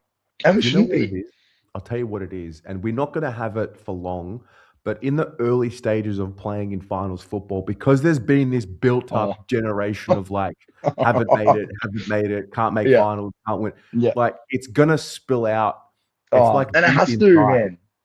Could you imagine being a Geelong fan, being fed your whole life? Ugh, boring. Yeah. No, I would love that. I'm not gonna lie. But oh my god, man, like we are the most informed team in the comp going into finals. Like, Yes, we are. can you believe that? Like, we say that sentence and it sounds like, oh, no. That is a true statement. We've lost 2 games since round 10. We were equal last when Josh Fraser took over. Equal last, Terry. Equal last. I can't look. My voice already. I'm already a husky speaker as it is, but I lost my mind. I think it was Frankie Evans' 4th goal where it just went up and it went through, and then Jagger did one after. I was like, oh, I lost it. It was over. I have we have like a wooden like coffee table, and I have a blue Frank Green because the baggers, and I smash it every time into that because it just takes it. It just takes it so well. I just smash it into the coffee table. I loved it, man. I had such a ball watching this. I'm gonna be there next week. I'm praying that the D's get up this game, man. I'm praying. Yeah. Man, it was I'll so take good. anyone, but I just It has as to be a kids, Pies. as kids that haven't been, Yeah. The generation before will call us Yeah. kids. They'll Yeah. say, Yeah. "You guys weren't alive when we played Yeah. Collingwood in finals." Like to get that Yeah. experience for the Yeah. first time. And another thing about that rivalry, I think you've highlighted on it very beautifully. Even like when you went into I think it was like maybe a year or so ago, you did a video about like the history of the rivalry or like where the Baggers got their like name, the Baggers from. It was very interesting. You touched on Collingwood in it. We haven't seen the rivalry. Like we have. Don't get me wrong. We've watched the games against Collingwood, Carlton and stuff, but they've had the upper hand on us for so long. And like the actual hatred where both of them are at the pinnacle and they're both taking the piss and they're both in big powerhouse clubs and they're packing in 110,000 at the G. Like the last 10, 15 years, man, we've especially the last couple of years, it's faded out, man. Like, let's bring it back. I want to hate them. I want to hate them. I want to. I want to go to sport and turn off my life for a second, and just become this like thing. And I want to direct it towards the Pies. Like, I love the Pies. I love the way they play. It's so annoying. I want to hate them. You know what I mean? And the chat will hate me for that. But we haven't had that built up thing yet. You know what I mean? And like, there's an opportunity next week, man. Oh. Up the D's. Opportunity of a lifetime, man. The D's are about to come Yeah. out after I know. halftime. D's are down by 11. It's 36-47. Oh, Artie Jones is taking the piss. He's taking the piss. Yeah. Playing so well. Doggies are playing so well. Bont's him. Bont is so nice. Bont's the type of bloke you'd love like your sister to bring home. You just be like, oh, thank God, she's got a good one. Yeah. We were talking about that before. I don't know. It was like he's just such a good bloke. Like, I went to his cafe not long ago. It's just a legend. Anyway, Yeah. thanks, I Tez. love it. Love mate. your work, mate. Thanks for the Thank tickets you, as mate. well before, but Thanks for unfortunately, passing them things on. happen. But hey, no worries, of course, as long as it goes to a Blues fan. Absolutely. Thank Speak to you. you soon. Enjoy your See you, day. mate. Catch you, mate. Ciao. See you, mate. I'm going to go to Daniel. I think he's at the MCG. Daniel, Hey, mate. how are you? I can't hear. I'll call you back. All right, mate. Let's go to Dione in Thailand. Hopefully it's going to work. Dione, Hello, how are you? so good. Sawadee Krap. สวัสดีค่ะสบายดีไหมเก่งมากเลย See, that means we played great. Oh, great. Excellent. Hey, I'm glad whenever I can't hear you, we just do this. We just all do the hand gestures and we know what you Yeah, mean we now. know. It's like the refresh. We just know what we're talking about. So my poor dog, she's like traumatized by Carlton playing, like me yelling basically. So anyway, she's What's sitting it here. like for you today? You're in Thailand. You're at home. What's it like? Well, today started at 10:15, the game for me, right? So it was a bit. It felt very different. Last week we didn't have electricity, so I went to a pub and watched it. But Yeah. I like to watch it at home so I can just really be myself and yell or go and do something if I'm need to take a break or whatever. But it's been fun. The last 12 weeks has been an absolute hoot, hasn't it? So Sorry, my dog. Yeah. It's just been such a ride. I've just loved it. And watching it from here, I think, I wish I could be back in Melbourne. I mean, if we get to a grand final, I will fly back, right? But next Saturday morning, I'm flying to Canada. I'll be there for 3 weeks for work. Wow. So I really hope we're playing Friday night. Well, yeah, I mean, I think they're going to probably put the Collingwood game Friday night. I hope so. There's that. And look, if the Dogs win today and then the Crows win, then we'll be playing against the D's at the MCG. So yeah. Either way, I think we secured a home game by winning today, right? we secured, unless the Crows lose, Yeah. we Okay. will be playing at the MCG next week in a final. Okay. Well, that's good. That's good. Yeah. Which I think when we've covered a lot on this channel, we lose the you got to play it. You got to play at the MCG. Like, that's the lesson. Get to the MCG for finals, and that's where we can do our best work. Yeah. But actually, haven't we made Marvel our own? I've never rated us playing there before, but this year we've made it our own. I don't know if it's the way that we're playing now.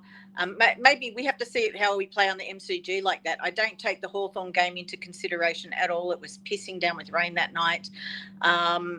Collingwood, okay, we'll beat them this time. I'm sure of it.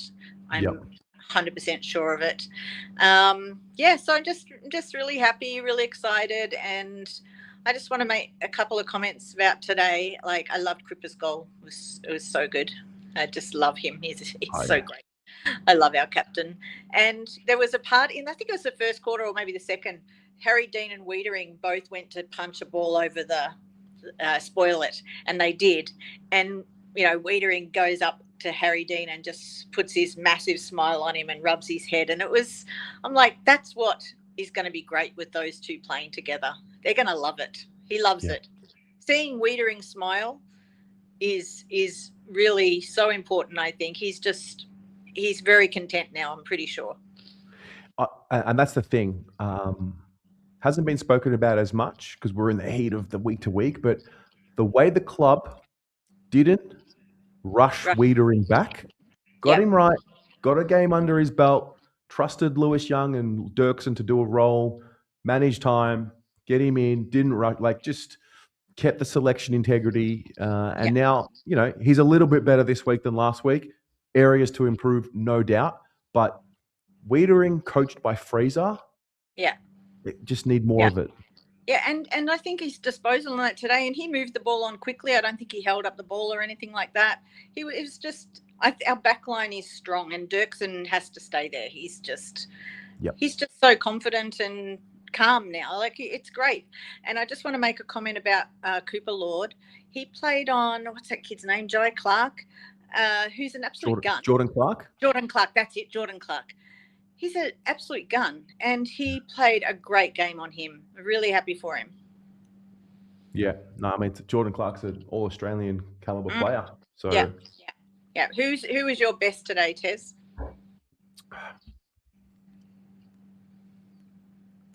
Wow, it was such an even contribution. I mean, it's hard to go past Frankie with 5 goals. Yeah.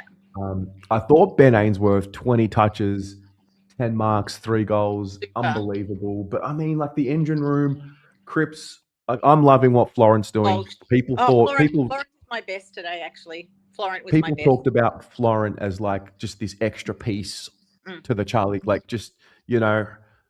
think he's playing his best football of his career. Probably got to get that confirmed with some Swans fans, but I just think he's become what Newman was for us. Florent is that reliable player. Yeah. No. I thought he was just the link today for every single bit of play that we had. It was great. Yeah. Go Blues. Bring it on, D. See you next week. I'm so happy for everybody, and it's great to see everyone up and about. So let's get around our boys, and fucking enjoy it. Excuse my language. I love it. Bomb. There you go. Just one. See you, D. Bye. See you later. Saw a comment in here. I don't think anything's wrong with Wiedering. Am I missing something? Were there any injury concerns from this game? I didn't know about anything of that. Hang on.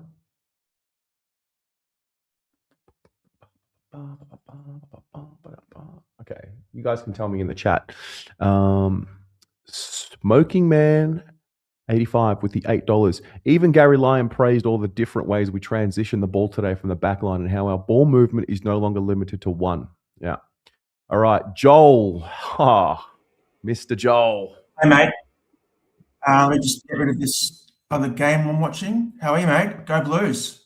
Mate, I don't think I've been as proud of the club as what I am right now. Correct. Yeah, the overall picture is looking really... No, the overall, and that's what I want to stress. I think the overall picture is looking fantastic. Look, I mean, we just beat the number one team, and that's something to be absolutely excited about. But moving forward, I think the growth in this team is sky's the limit, to use a cliche. But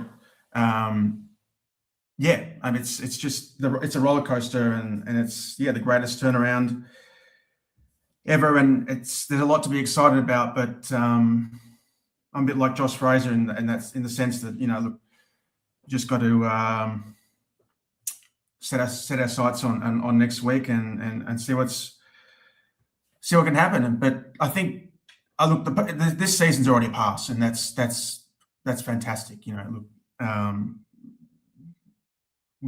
we can hope for is obviously a win next week. But yeah, what are you very. What's your? I mean, you look at the body language. That's your thing, right? And the mentality of things. And Glenn Manton had a really interesting post on Instagram. Maybe might share that on Monday and unpack that. But what's the biggest difference for you when it comes to this different body language and mentality from Carlton? Like, what is it for you? Well, I think the players believe. I mean, right. Yeah. I mean, I think. I mean, we have there's that thing about the caretaker, the what's the saying, the circuit breaker, right. And you can't just discount that. I mean, but it's gone beyond that. The body language, the attitudes, just all the players buying into a system, a plan, which is working. So well done to the coach, well done to the players for following, persevering with it. And I just think, I do believe that also. I think we were moving. The club was moving in the right direction despite the losses. So we've discussed this, Terry. Like, we've got a great CEO now. Hopefully, making the right decisions. We've got CD, in charge, and so it's building the right culture. Joel, smile. I am smiling now. Yeah, I think it's. Mate, I know. I know. Interesting comment. I mean, I've just written. I think I'm in an age where I've seen pretty much 90% of. We've discussed this. When I had my individual kind of 1 hour chat we did, Carlton people, and I just arrived onto the Carlton scene just at their, right when they were at 95. Literally, that was the first time I ever saw the team, and that was the 95. And then for a few years there, we were just amazing. And then I've ridden this 20-year slump, and it's kind of, I guess my behavior is kind of like, well, it's I'm conditioned to not get to, but maybe I'm wrong. Maybe it's just me. I don't know. But we all treat the current situation. We all treat it differently, and you're the perfect example of seeing everyone. And everyone will get there in their own way. And I'm just encouraging you to enjoy it, because nothing's guaranteed, and you never know. Yeah. No, I just don't show it as much as I used to. I just don't show it. I think it's, I don't know. I've got my head in other things. I'm kind of involved in a project at the moment. Yeah. Question: When the boys gang tackled Patrick Voss today, what goes on in your household when you see that? I was just not. I kind of a anticlimax, Terry. Not a lot. Okay, fair enough. But do you ever get a moment where you're like, you're fist pumping, or you're just no, of course, no. Look, I'm just trying to think. No, that was good, but it was good, but it was, it was. There were probably other moments which, okay. I mean, I can't remember now. I move on pretty quickly. I used to probably, like a lot of people, I'd be reviewing, watching the game now, but I kind of passed those days. I'm just very happy for all the fans and everyone at the club, and that's the overriding kind of, that's what makes me happy and satisfied, and love it. And that's all right. That's it. Well, we love you. So thank you. The chat's probably going off, and everyone's. No, mate. Don't worry about the chat. We love you. No. That's good. No. Yeah, look, it's going to be interesting. I was watching the Melbourne, and obviously, look, we don't know, and that's footy. We just don't know. That happens every this time of the year. We don't know how the cards are going, how the ladder's going to settle, and we just got to rock up and have that mentality of trying to be better than the other opposition, whoever that is. And I don't really look. If we do go to Adelaide, pressure's on them, mate. So, look, the way we're playing, we can beat them, and that's the way I'm thinking, mate. That's the way I'm thinking. But as I said, look, we're already past mark in my books. I mean, it's just the greatest turnaround. You've got to be happy with that. And as I said, there's plenty of upside. So, lot to look forward to. Love it. Good on you, Joel. Thanks, mate. Bye. See you, mate. Joel, up and about. All right. Let's go. Johnny Carlton. Can't hear. I can't hear you. Hear me? No, I can't hear you. No. Refresh. Yeah, no worries. John Leonardos. Da da da da da. Terry, the scarf came out before the game when I just about to watch the game, and the last time it was out was in 2023. Wow. When we went on the run. What a game. Well done, Blues. Well done, Blues. So well connected. Yeah. You asked Joel what the difference was. I didn't hear the answer, but I think it is that these boys don't second guess. When Carlton go into that save the game style play or let's slow it down, it's like a double jeopardy. Yep. They second guess themselves. Yep. But they don't second guess now. They'll make the 50-50 kick. If they don't make the kick, there's 2 or 3 players to pounce on it. If the ball gets through and they, the opposition get a chain or a link, it's okay. They don't drop their heads. So they don't second guess. They've got total belief in each other, these boys. And it starts right from the top. It's amazing, isn't it? They're just such a well-balanced team, hard at it. They get the ball out on the outside. Their patterns are they're in sync with each other. It's the most remarkable thing to watch, considering where they were.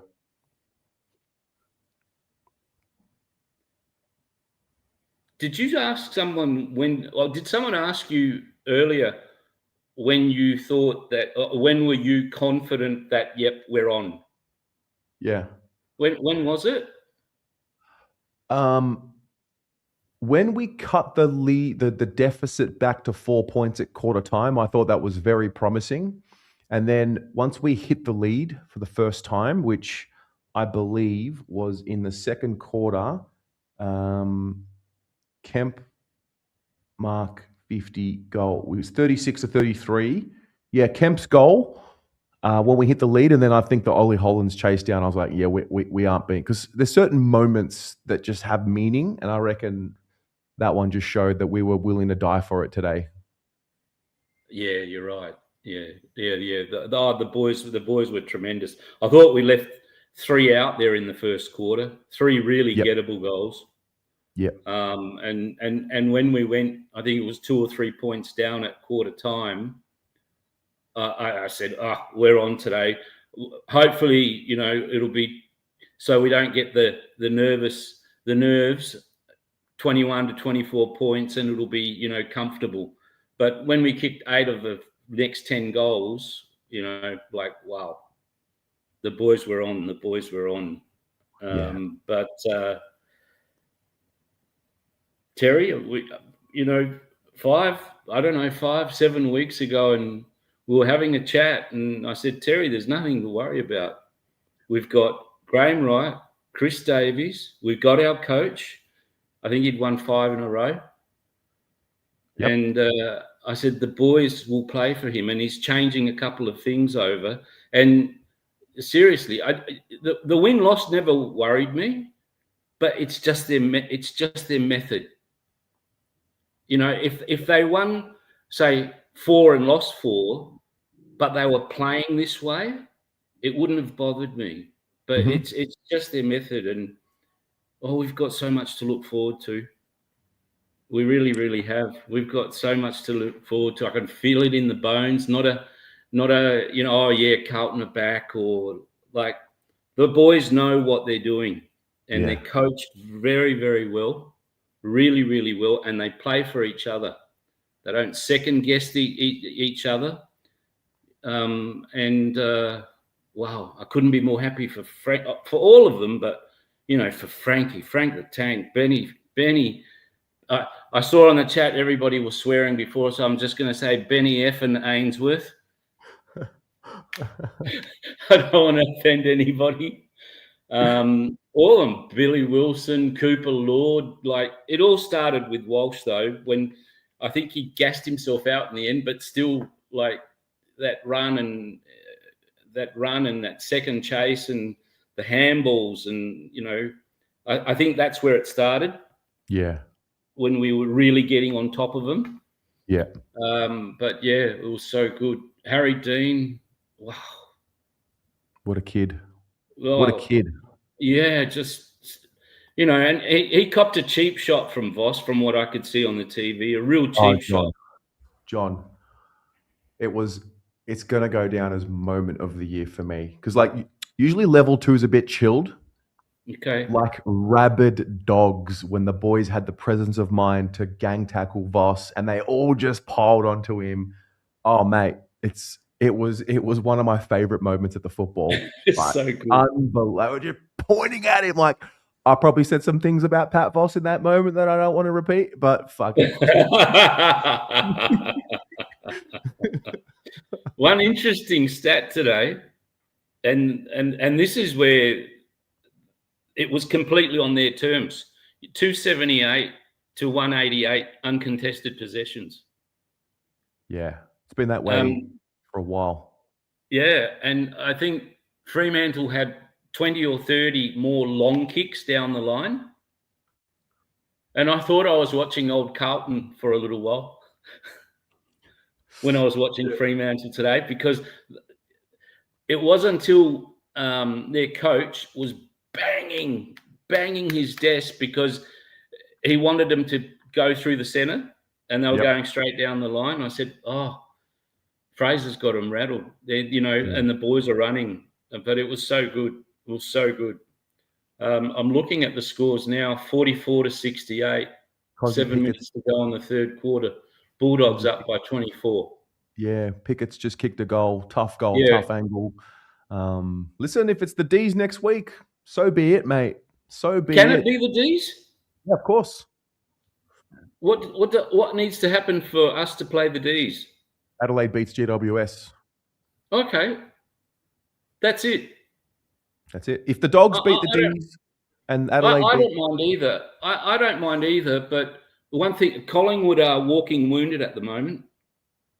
I had a mate call me up. I had a mate call me up today, and he, apart from Pendles and Maynard, will not play next week. Yes. Right, they're really sore. Howard's got to wear his long sleeve. If he gets one hit to that arm, he's gone for the game. Right. I'll just show you this. Sorry. Just want to show you this. So okay. If the Bulldogs beat Melbourne as they are right now, and Adelaide beats GWS tonight, we'll play Melbourne. Let's just say the Giants beat Adelaide. Okay. We'll play Adelaide. Okay. If the D's come back and win this game, we'll play Collingwood. We play Collingwood. Yep. Well, that's good. And if Richmond somehow lose this game, win this game against Geelong in Geelong, then we'll play Geelong. Wow, that'd be 1,000 to 1. Yeah. That would be 1,000 to 1. Yeah. Anyway, Tez, I just wanted to say thanks, mate, for having a chat. G'day all the blue baggers out there, and go Blues, and just enjoy it. No matter what happens for the rest of the year, we've got lots to look forward to. We've got so much to look forward to. But if we do take a scalp along the way, there's players there that have had enough there's players there that have had enough finals experience, right? Exactly. Weeders, Cripps, Walsh. Walsh has just got finals player written all over him. He is. You know, you've got Hayward, you've got Florent. Who else is there that's got finals experience? Hayward, Florent, or Ainsworth played last year. I mean, our boys have played a couple each now, 2 or 3. Yeah, exactly. And we've got that right blend of the youth that haven't got that, and there's the leaders that can keep them grounded as well, you know, as much as they can, because you just don't know what happens on the day. But, mate, bring it on. Go Blues. Good on you, John. Good on you, Tez. See you, buddy. The D's have kicked a goal to bring the margin to 17 points. The dream is alive. Shlomir Baraket with the $2. We got a team here, kids. Mate, Yuval, up and about. Another $2. After 30 years, we are recruiting and coaching well. Crown of Winter Roses with $20. Thank you very much. When the boys swarmed Voss like a pack of hyenas. Jad. Oh, this is Jad. So Jad came with me today. So the games that Jad and I have been to were Collingwood 2023, Brisbane 2026, Freo 2026. Honestly, I'll never forget it. Stood up, pointed at Voss, you fucking dog. And like, you know when you scream so much that you start seeing stars? Yeah, I was dizzy, but one of the better moments that you'll get. Jad, love it, mate. Bridget Blues with the $2. Shame Melbourne not getting it done. Now we play them. Look, 5 minutes to go in the third quarter. Dogs winning by 17. It'll be what it'll be. All right, Johnny Carlton, let's try you again, mate. Can you hear me? I can hear ya. What's going on, man? Not much, man. How are you? I'm great. I'm good. Echoing though. You are? I can hear myself. No, I can't. I'm good now. You good? I'm good. All right. We're good. Beautiful. Just wanted to clarify, the Wiedering got managed in the fourth quarter, so I don't know if you've noticed that, but the club, officially announced at 3/4 time that Wiedering wasn't going to play any part of the fourth quarter. So just a precaution just for next week. Yeah, Wiedering did not play any minute in the fourth quarter. So Lewis Young came on and played back that fourth quarter. That's amazing. That's amazing. Yeah. Yeah, so no injury on Weeders. So that's good going. We don't need any injuries going into next week. But Tez, I spoke to one of my Carlton best mates today. He's a Carlton Nuffy as well. It was just moments today, Tez. Just moments. Like a lot of players had him. Like I thought Akers had his moments. I thought Lord had his moments. Billy Wilson, Ollie Florent, like everyone just had their moment today. Like even McGovern. I thought McGovern was really poor in the beginning, but his second efforts to win that ball again was just outstanding. Like he always went up for a contest. He tried his second effort. At the end of the day, Tez, it's just moments. Like all those boys out there, like the connection between us, like 10 weeks ago, this connection was nowhere to be. But right now, it's great to see, Tez. Like, and I was on the wing as well, so I saw a couple of moments. Oh, and that rundown chase by Ollie Hollins, my whole bay just went. They just erupted. Like it was outstanding. You reminded me of something just then. So there was a passage of play and he was in traffic and he was running with the ball and like he like faked here and then ran there and then faked there and like it was like elite from Billy, elite composure. I think it was like a chain of handballs. We stuffed it up towards the end of it, but just there was an elite passage of play and he took the confidence and he took on the tackler and yeah. Oh, mate, Tez. And another passage of play. We were on the wing, and when Paddy Crisp, I think, was going to give the handball to Akers, but then faked it, and he didn't handball it, and he kept it to himself, and he turned and kicked it, and Ainsworth marked it inside 50. The whole crowd looked at each other and were like, "What? Cripps had the ball? Like they're playing magic tricks on us on the wing, Tez. Like it was a great day at the footy, and like the crowd was amazing, and to get up for Pitto is just he's been a warrior this year, Tez. Like no, last year everyone thought De Koning was going to be our main man. He leaves, Pitto come in. Now he's undefeated under Josh Fraser. Like he's one of our most important players. As I said, I heard someone say that before. Like if he goes down, I think our whole structure just goes down the window. But it's just good day to at the footy. And as I said, Kez, I don't mind who we play next week. I think we can beat them. So I don't care if it's Melbourne, Adelaide, Collingwood. I love it to beat Collingwood. We need one on them. So we're going into the final series having beat up on Brisbane and beat up on Freo. Like two of the top 4 teams. Can you believe it? Like outstanding. But Tess, well, thanks for coming on. As I said, love your work, and just thought I'd come in, have a quick chat. And I know there's a lot of other people waiting, but go Blues, and hopefully we're in Melbourne, or if we have to go to Adelaide, hopefully we're in Adelaide next week, and we get the dub and we keep going, Tez, all the way. Amen, brother. Go Blues. Go Blues. See you, mate. So good. Antonina, I see you. Oh, you're here. Okay. I'm here. Hello. Hi. How you Been doing? a long time. I'm good. How are you? So good. Me too. Were you there today? I was, yeah. We were right prime posy to see that lovely rundown on Voss. Everyone just went crazy. We're like, yay! Woo! It was hilarious. I love our crowd. We're so funny. When it clicks with the crowd, it's the most fun thing to experience. It really is. And I think then we just sit there and we're just having fun and mucking around. And, it's just, I thought we need, this is why we're there. You get so much enjoyment and there's so much camaraderie and community. It's good. It's really good. Yeah. What was I don't know, I'm guessing that was your moment of the game, but was there anything else about today that you thought needed a highlight? I don't know. I think much like a lot of the other callers, no one sort of stood out. There were just some little, everyone, Frankie Evans just, being awesome as usual.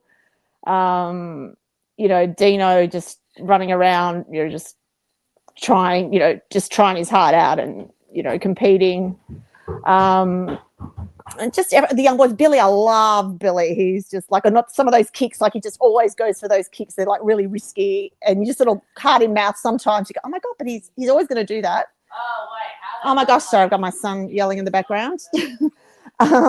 So yeah, just the young kids, or just everyone. And then Harry, like he looks, excited and just happy and just overall. And I love Cripper. Cripper's my fave. So, and so I love that little fake, that sort of handball, like, when he sort of went to go and then he went the other way. And I thought, oh my God, you are just, this is amazing. So it's good fun. Love it. Well, where I don't know what's going to happen next week. Right now, I know. I've got the game on in the other. Oh, look. Oh my God. Yeah. Okay. Can you? Rich just hit the post. Yeah. Oh, who? Yeah. Oh, okay. Okay. Yeah, I don't know. I want to be in Melbourne. That would be awesome. I mean, I know if we end up in Adelaide, that's so No, I be it. think the only way we end up in Adelaide is if the Giants They beat lose. Adelaide. Yeah. Yeah, that's the only way we end up in Adelaide next week. Yeah. I know. My husband's calling me. He's like, "Oh, so do you want to play us?" I'm like, I don't know that I want to actually. Yes. But no, Yes, we that's most okay. Whatever certainly happens, do. happens. Whatever it's as I said, the universe will serve up what I am going to be able to deal with. I'm just trying to get into a positive headspace. Yeah. So whatever happens, happens. So Love it. Thank you so much for calling in. No worries. Nice to see you, Terry. See ya. You too. Go Blues. Thanks. Bye. Go Blues. Bye. Ben, let's do this, mate. Hey, mate. How are you? As good as can be. Hey, fantastic. I'm just getting a bit quiet because my son is a bit noisy. Mate, what an absolute complete performance. It was absolutely fantastic. Yeah, it's we had the touch up. We got touched up against the Hawks and the Pies, and since then we've just licked our wounds, made some adjustments, and got to work. They talk about the process, and it's like boring talk, but it is the truth. That's exactly what we've done. We've just like stuck to the task at hand and stayed present, and now the fans are jumping on board. And like I've not seen belief like this. I've not seen it. Salem taking a shot on goal from about 30 meters out, kind of directly in front. 40. Actually, he'll kick it from 50. Sorry. No, mate. No, never. Ever since we've had Josh Fraser come in, he's just completely changed the way that we're playing. Those short kicks are just really clever play, and then we're just so hungry on the counter attack, and that's interesting because like a couple of years ago when we started to fall away and we started to lose our way. And I really dug deep into what was going on is that we didn't have any method outside of contest and in the clinches, and when that was taken away from us, we just couldn't really rally. But now that we've got a few players that can play that role and kick the ball well and and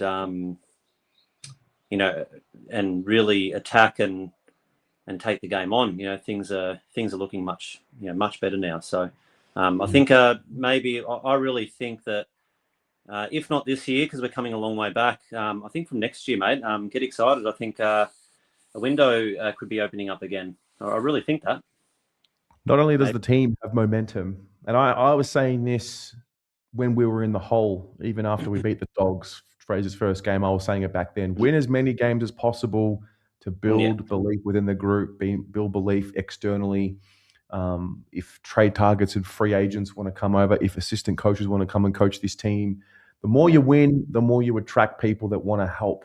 The thing, that's the thing. Like right now, we're going to go moment by moment, game by game, and as far as we go, will be what it'll be. But it was so important to win as many games as we could to prove that we actually have something here worth being a part of. And even I spoke to Claudia Whitford from the AFLW side during the week, and she made that comment about the W team last year. She was playing for Gold Coast, and she said, when I played against Carlton, it was like so clear that these girls loved what they were doing. They were together, and she's like, I just wanted to be a part of it. Like, it's real. Players see that and want to be a part of it. Yeah. And then there were a few times today where I had that wow factor. I'm like, oh, come on. It was just like that, that real sort of put that smile on your face, seeing just the way that we're attacking, and we're really putting these teams to the sword. Like Freo today, Brisbane a few weeks ago. I really would love another crack at Collingwood, but whatever will be, will be. 10-point game, 3/4 time. That's what it is right now. 10 points. Wow. Okay.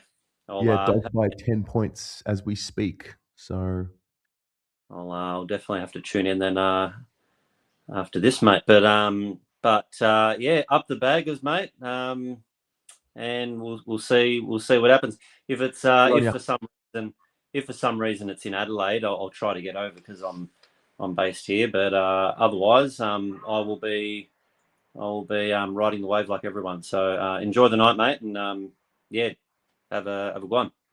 Go Blues. Up the baggers. See you, mate. Let's go to the MCG, see if Daniel can hear us. Can you hear me? I still haven't got the audio, mate. If you can hear me, just nod your head. All right, I'll talk. I'll be quick, mate, because it's a bit loud here. As you can see, mate, I'm at the G. Got some tickets through work, but I'd come along here and hate watch the Dogs, but they're not bloody reading the script, mate. So the days are coming, but so we'll see how we go. Anyway, can't hear me, mate. I'll just check in. Go Blues. Go D's. Bring it home. Bring on the Pies. Bring on whoever, mate. Anywhere, anytime. Good on you, mate. See ya. He's gone to the MCG for the hate watch of all hate watchers. It's so good. Aiden, get in here, mate. Let's do this, bro. What's happening? I've just poured the fucking socialite all over me. Well, that's... I don't know if that means anything, but... What it means is I'm a peanut. Fair enough. Yeah, great win. Great win? Yeah. Fucking umpires fantastic are a win. disgrace. Mm. You know, I'm not gonna repeat some of the things I said, but I sit in Legends Lounge, and I'm very surprised that the club haven't banned me from that area yet. Considering Graham Wright and Rob Priestley sit down there, because some of the things I said about those umpires today, I actually don't even regret it. They deserve every single bit of abuse I gave them. Because how do you, like, I don't understand. Like, Ollie Hollands, he gets his arms chopped. What happened? Other end, they pay it. Why? Like, how is this the best? Like, I don't get it. Like, how do these people in the AFL reckon that the standard of umpiring is the best it's ever been? How? You know which one was crazy wrong? The one where Tracy marked the ball. It was clearly touched. How? Like, in what reality, Aiden? I was so close of jumping the fence and telling the umpire how I felt to his face. Like, and people were going, oh yeah, like the Carlton supporters were booing, what's his name, Oscar McDonald or whatever. We weren't booing him. We were booing the umpire that was right behind him. You peanuts. Yeah. But anyway, amazing win. You'd just probably think in another world, if we had Fraser for the first 9 rounds of the year, we'd probably top 2. But again, we don't live off fantasies. We live in the real world. And at the moment, we're playing finals, and hopefully Melbourne do us a favour, because I can't lie to you, I've been swearing my head off on my phone. I really want to play Collingwood.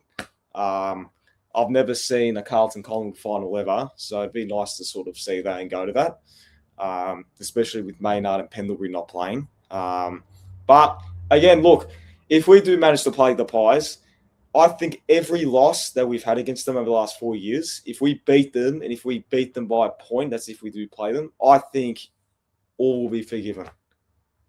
I agree. If that happens.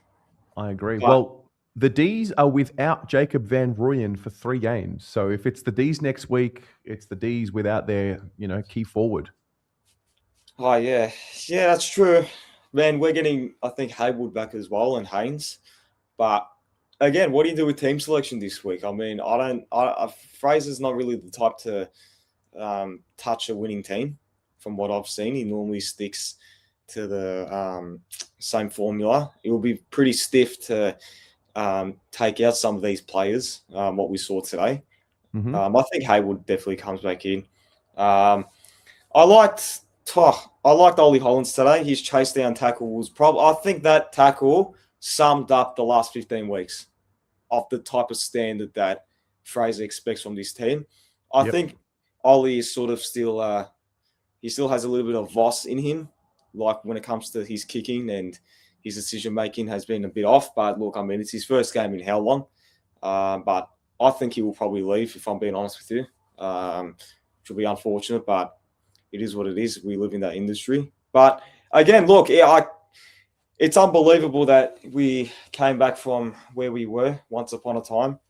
And I'm really happy that Fraser's our coach. And I think during the week, Adam Simpson and other people that were a part of that process said that they parked the wins and losses to the side. It was more about the future. And Graham Wright did say that Fraser was always a standout, which is saying something. So, again, Mate, sorry? Cozzy Pickett has just hit the post in the most unbelievable fashion you'll ever see. Well, I'm glad that I didn't see it because my phone would have probably been through my mirror. But look, it's great. I can't wait to see what we do in this wildcard / final series. If we're going to look ahead, I think next year, I don't want to look too far ahead, but fucking I am anyway, because that's what I normally do. You'd probably expect a top 8, top 6 finish next year, based off how we. We'll get there. Don't worry about that right now. Let's just. We got next week to worry about. Next week is the only thing that matters right now. Well, 100%. I want Collingwood, Terry. I want blood, man. I fucking want to play them so bad. I'm so desperate to play them. I think we would give them a massive crack and a half next week. So look, I just want to be at the MCG. To me, that's the most important thing. Be in Melbourne. Yeah, I don't want to be up in that shithole in Adelaide, to be honest with you. I don't want to play there. Every time we play against Adelaide, we shit the bed. Imagine what we're going to do this time. But again, Adelaide can't play in big moments. But again, let's just stay here against Melbourne and Collingwood, ideally Collingwood. And anyway, I'm probably going to let you go because I'm going to get ready. I'm going to celebrate not only tonight's win, but the last 15 weeks as well. So all right. Should be good. Enjoy, mate. Thanks, Tez. I'll see you soon. See you, mate. Let's go to Paul all the way in the UK. Hello, sir. Terry, can you hear me, mate? Yes, I can. Can you hear me? Yeah, loud and clear. Wow, what a fantastic start to my weekend, mate.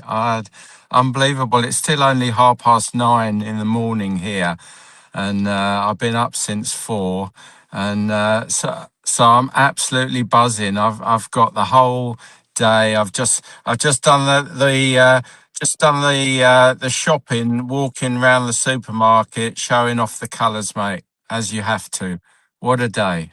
What a day. What a performance. You're right. It was in the back of my mind, I felt that the boys would have a mental freedom this week because we weren't the pressure to qualify was not there this week like it was last week.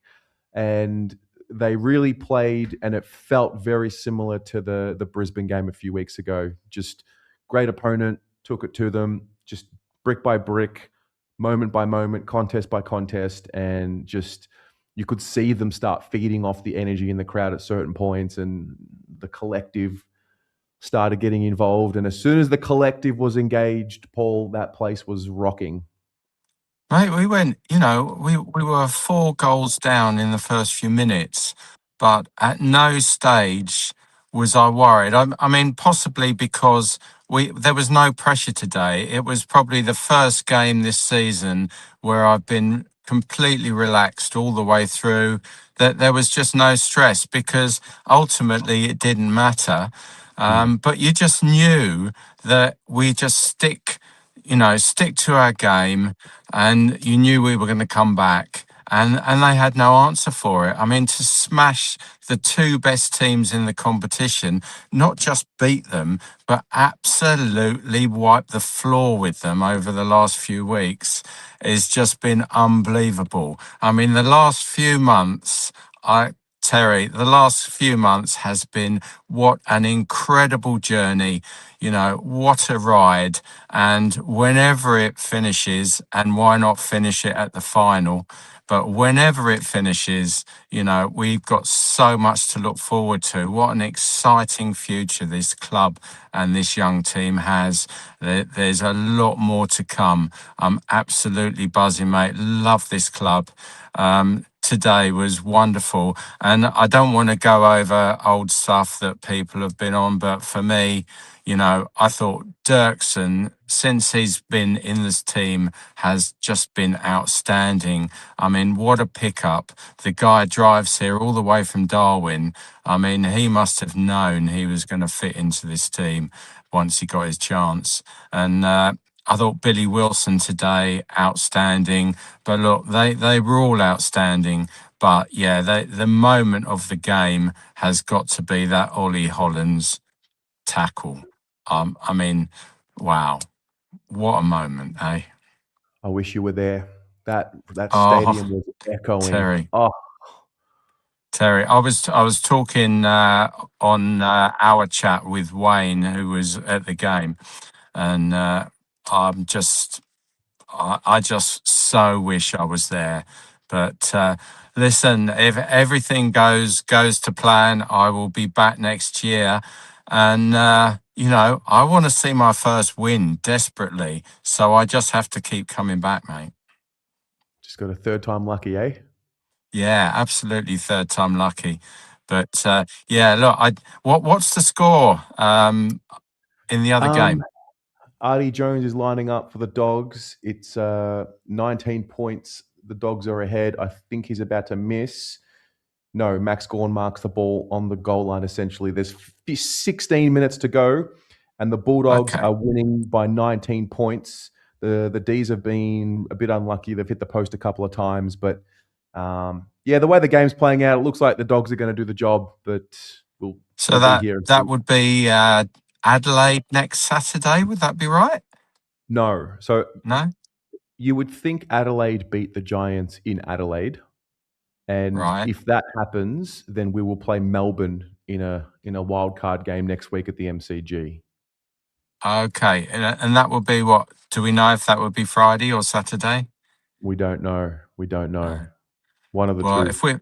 if we're playing Friday, it just means another day's holiday for me from work. That's it, But mate. you just have to do it. You got to do what you got to do, Paul.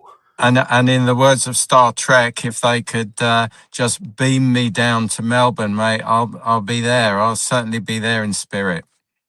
Absolutely, mate. Well, we love having you here. Thanks for calling in. My pleasure, mate. And go Blues. Catch you all soon. See you, mate. See. That is Paul. All right. One more. And then we're going to do the press conference. And then we're just going to finish off this game. The Dogs just missed 20-point game at the MCG.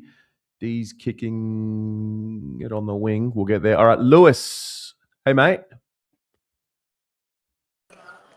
For fuck's sake, Tez, I fucking love this club. Oh, fuck yeah, mate. We're back. We're so fucking back. Oh, We are back. man. This is the great... That's that top set for me. Oh, God, Dogs. No, Dogs are lining up for goal. Oh, good. What a beautiful game. What a beautiful way to end off this home away season with a statement win against the minor premiers. Like, the way we moved the ball, the way we didn't stop. We had all the answers when we were under pressure. It was just brilliant, man. It's just the way the team has been ever since Josh Fraser has taken over. Josh Fraser, man, give him coach of the fucking year, mate. Coach of the year right now. Give him coach of the year. The fact that he's turned his club around and just, you know, when we were 1-8 with the man that should not be named, to be able to make the wild card like this is just fucking amazing, man. Oh, man. Patrick Voss is a dickhead, by the way. I can't stand him. He's an Yeah, idiot. he's a little I shit. can't He stand got him. it. He copped it today, mate. He Mate. absolutely copped it today. Yeah, you know what? When I saw that, I was like, oh, great. It's going to be a goal. But then when I saw when he tripped over, I just went, wait a minute. And when he got him, I was going nuts. I was like, suck that. Screw you, Patrick Voss, you dog. Wow, man. I was actually with my sister today. We went to the game together. It was a good experience. And yeah, she's very passionate. My sister's very passionate when it comes to Carlton. Like she's louder than me, to be honest, which is surprisingly. So yeah, we were both happy, like, seeing the way the boys were playing. We both loved it. And yeah, I just don't care. I don't care who we verse. I don't care if it's Adelaide, Melbourne, who else? Was it Collingwood? I couldn't care less. But I really want Collingwood. I do not only want their blood, I want their heads off a platter. Okay. I hate them. Yeah. They Well, traumatize me, and they're giving me shit. yeah. All right, Melbourne has just kicked a goal, back to 20 Harrison points with Petty 5 kicked the minutes to goal. go. Lewis, Yeah. thanks for Anyway, calling in, man. my friend. Yeah, thank you so much. And Tez, hope you have a good night. Along with the Blue Aboard community, that on to all you guys that stuck together with the boys, with the club. We've earned this by going through our rocky start of the year to being in the wild card. Just extraordinary transformation in the club and as a culture. So yeah, see ya, Tez. Have a good night and go Blues. Go Blues. Thanks, Lewis. Thank you very much. All right. So what we're going to do now, we're going to do... Oh, Petty's taking a mark. 12 minutes to go. 20 minutes. We're going to do 20 points. We're going to do the press conference. Oh, Atush is here. Let's chat. Hey, bro. How you going, cuz? Have you got the game on right now, the D's game? I don't. I've got the scores on my phone, though. So Petty's lining up right now to cut the margin to 14 points with about 11 minutes to go. He comes in, he'll kick it from about 45 meters out. Come on, Harrison. Come on, mate. He's going to miss. He's missed it. Anyway, 19-point game. A tush, bro. Winning the flag. I mean, we just beat the fuck out of, what's that, first on the ladder, second on the ladder? Brisbane are second on the ladder now? Something like that. Yep. Good, yeah. We're just the top. You know that meme of the Grim Reaper going door to door? That's just us with the top 4 teams. Who wants the smoke? Boy, how batshit crazy is the crowd? See, I was watching on the drive home, right? Because I just got home and I saw you say a word. I heard you say a word. You said the crowd activated after that Ollie Holland chase stat. I don't like the word activated. You know what happened? We ignited, bro. We fucking ignited. Yes. It's a good call. When we're up and about, bro, there's not a team in the comp that matches us. There's not.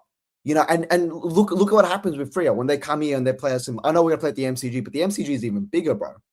So when these other 8 or 9 teams play us in the wild card, bro, they don't know what they're in for. They don't know what they're in for. We're literally a cauldron, bro. We fucking scare these teams before the ball even bounces. We're not here to take part. And there's so much built up want and passion over such a long period of time that it's just waiting to be let out. Yeah. Yeah, you could feel it in that game when they kicked the first 4 goals. Like, it was a bit quiet. I could hear the players, but then as soon as we got back into the game, it's like everyone just wants to let it out, which is fair, bro. Fuck, we were 1-8 not long ago. Yeah. So I still can't believe. You know what cooks me, Terry, is the thing that surprised me the most about this team, right? It's the mental toughness. It's the mental toughness act. So we lose against Collingwood, we lose against Hawthorn, right? And then Kane Corn comes out and he's like, oh, well, they lost 2 games. How are they going to respond under Fraser? They're not going to do it, blah, blah, blah. And then we respond. We play Gold Coast. We beat them by, like 20, 30 points. We score of 100 with no Harry Mackay, right? No Harry Mackay score of 100 points. And then they're like, oh, well, it was only Gold Coast. They lost 7 in a row. It doesn't count. And then we're like, okay, fine. Then we beat the fuck out of Brisbane, right? We beat them by 80 points, bro. And then they're like, oh, well, it's a one-off. We'll see how they respond against St Kilda the week after. And then we're like, okay, then we pump St Kilda. And then they're like, well, the pressure's really on next week because they got to win that to make wildcard. And then we don't win. We have a scrappy game against the Bulldogs. But you know what? We got 2 points out of it. Sometimes good teams need to win ugly. And that's what we did, right? We got the 2 points. We walked away with the wild card. And then they're like, well, are they going to beat Freo? There's pressure on Josh Fraser now. Are they going to crumble because they're mentally weak? And then we beat the fuck out of Freo. So every week the narrative changes for these little media dogs. What is the narrative now? You know what's happened? We've just, as a Carlton community, we've just taken the narrative. Yeah. Even the club, they choose when they want to talk to the mainstream. They choose, like, it's on our terms. Like, we've taken our club back. We have. And by the way, I tipped us, Gav. I tipped us by 39 points. I don't know how much we ended up winning by. I think it was 36. So, Bro, 37? we won by 37. Hey, I live and breathe this shit, bro. All right. I knew going into this game, and bro, can I just say, Frankie Evans is only 24 years old. Yep. He's only 24 years of age and he's doing this. Brody Kemp is under 25. Out of the 44 players we have listed, maybe it's different now because Matt Duffy retired, 27 of them are under the age of 25. Wow. So this isn't an old team. Don't get confused with Nick Haynes and Nick Newman driving up the average age. This is a young football team. We got Harry Dean who's 18, Taylor Byrne who's 18, Billy Wilson's like 20-ish. A lot of these players are very young. This is a team to be fucking reckoned with for the next 5 years, bro. 5-6 years, and we haven't even added. That's without Cody Walker. That's without adding in some depth in the back line, in the forward line, like Buku or Amadi. Some of these players, bro. Right now we're contending. Right now, as it is. This is the basement, bro. We're not even near the ceiling yet, Terry. We're not even near it. This is the window has reopened. It has reopened. Do you remember in the middle of the year when we were talking about draft picks and Cody Walker? I don't give a shit about the draft right now. I don't care at all. We almost surrendered. We surrendered at the start of the year. And then we're like, nah, we came back from the dead, bro. I don't know if you watch Game of Thrones. We're like Jon Snow, bro. We got resurrected from the dead. We're back. And we're back to take Castle Black. Castle Black is the fucking premiership, bro. So good, dude. Where were you sitting? Level 1 cheer squad, row A. So you were Ollie Holland's chase down tackle end. Yeah, I let Voss know all about it. Don't you worry. A tush. So I was other end. So I was at the end when they gang tackled him, bro. That is what footy's all about. Yeah. Calling an opposition player an antagonist a weak dog from level 2 where he can't reach me or hear me. Like, you fucking weak dog. Yeah, hard. I'm like, why isn't he talking now? Go puff out your chest, bro. Go start running around. What's going on? You're getting bitched by an 18-year-old. This bloke's on his red piece, Terry. Terry Dean's on his red piece. Harry Dean's on his red piece. Yep. He can't drive more than 2 people in the car. And bloke's doing this on an AFL field. Like, oh my God. God.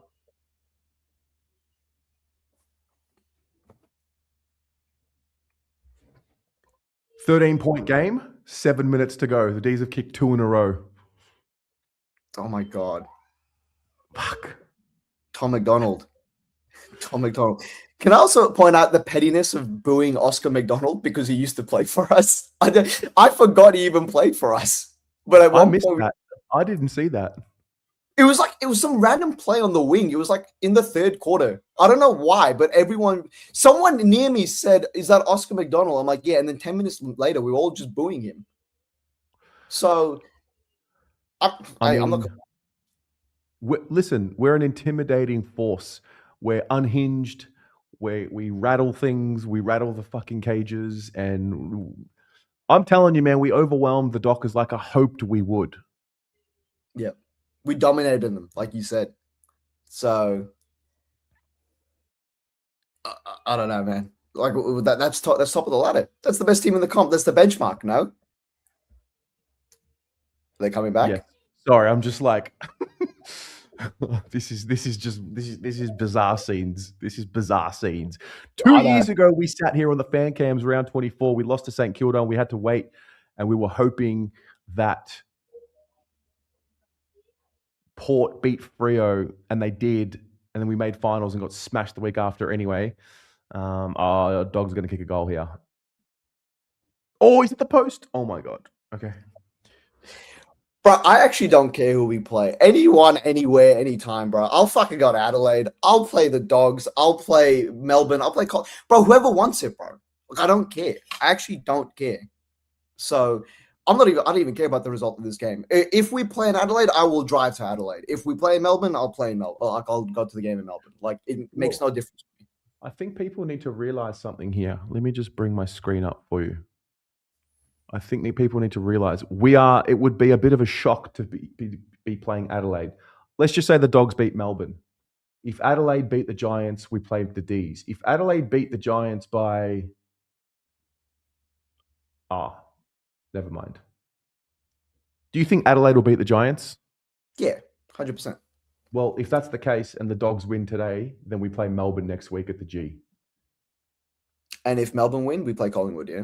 And if Melbourne win, we play Collingwood. And so what happens is we end up being on the side, oh my God, and if we beat Melbourne, we play Geelong the week after at the MCG. Oh, so that's what we want. And if we beat Geelong, we then play Hawthorn if they lose to Freo in the first qualifying final. That's full on. That's the path we want to go down. Not that it matters, but... And let's just say the Swans beat the Lions in the first qualifying final. We go to the SCG. I'll go back. Full circle moment. I went there, started the year, watched us lose by 10 goals. I'll go back. Bailey Fritsch lining up to cut the lead to 8 points, and he's kicked it. Oh my God. 8-point game. How long left in the game? There's 5 minutes, 35 seconds to go. Fuck it. I can't believe this. It's going down to the wire. But they were out of the game. How did they get back into this? They play that open style. They take the game on and like they got Gawn at stoppage and oh my God. Fucking Gawn has 57 hitouts, bro. Gawn has been unbelievable. Yeah, it doesn't surprise me, that guy. The Bulldogs do a good job at like stopping open play teams. Like they stopped our outside run. I'm assuming they're stopping Melbourne's outside run to the best of their abilities. The Dogs, I mean, people talk shit about Bevo. It's a good coach, man. He makes moves and fuck. The thing about this game is like it gives you hope and then like it doesn't. Oh.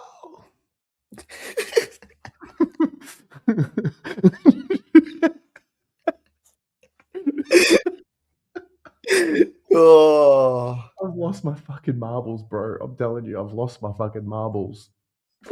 Bro, we just beat Freo by 37 points. I'm still struggling to comprehend it. How good was your man, BA? Oh, Benny, man. Benny today. Unbelievable. Is that his best game ever? It'd be his best game for us. I don't know about his games at Gold Coast, but his third goal just like looked inboard, looked to be unselfish, and then realized like, no, mate, this is my moment. Yeah. A lot of our players did that, man. A lot of our players looked inboard when they just... We live by the sword and die by the sword, bro. That's what I love about us. You know, we don't ever fucking falter. Yeah. Kennedy lining up for a goal. Tough angle. He won't kick it. He's shit. He won't. He's going to slot this. Look straight in the camera and shush. So he's going to snap around the body. It's a tight angle. He's got it. He's kicked it. Oh, well. It's all right. We'll play D's. We'll run it back. Blake Acres, again, in the clutch. We'll just... We've been here before. We're the worst team. So... Anyway, Atush, I love you, dude. I love you too, Terry. This has been a fucking ride, man. It's not even over yet. So just quickly, bro, I love how the narrative was we're making up the numbers in wildcard and now no team wants to play us, bro. The future is so fucking bright. I need Sunnies to be on here, bro. They're making a return, all right? We're not here to take part. We're here to fucking take over, bro. All right. I'll see you on September 28th, the date of the grand final. We'll be here. I look forward to it, bro. GBs. GBs, bro. Oh my goodness. Oh my goodness. All right, Naomi. Hello, Naomi. Hi, thanks for the tickets. Oh, you were with Mark. Yeah, so I'm Mark's partner, also Hello. a Blue Broad member. So, Thank you very much.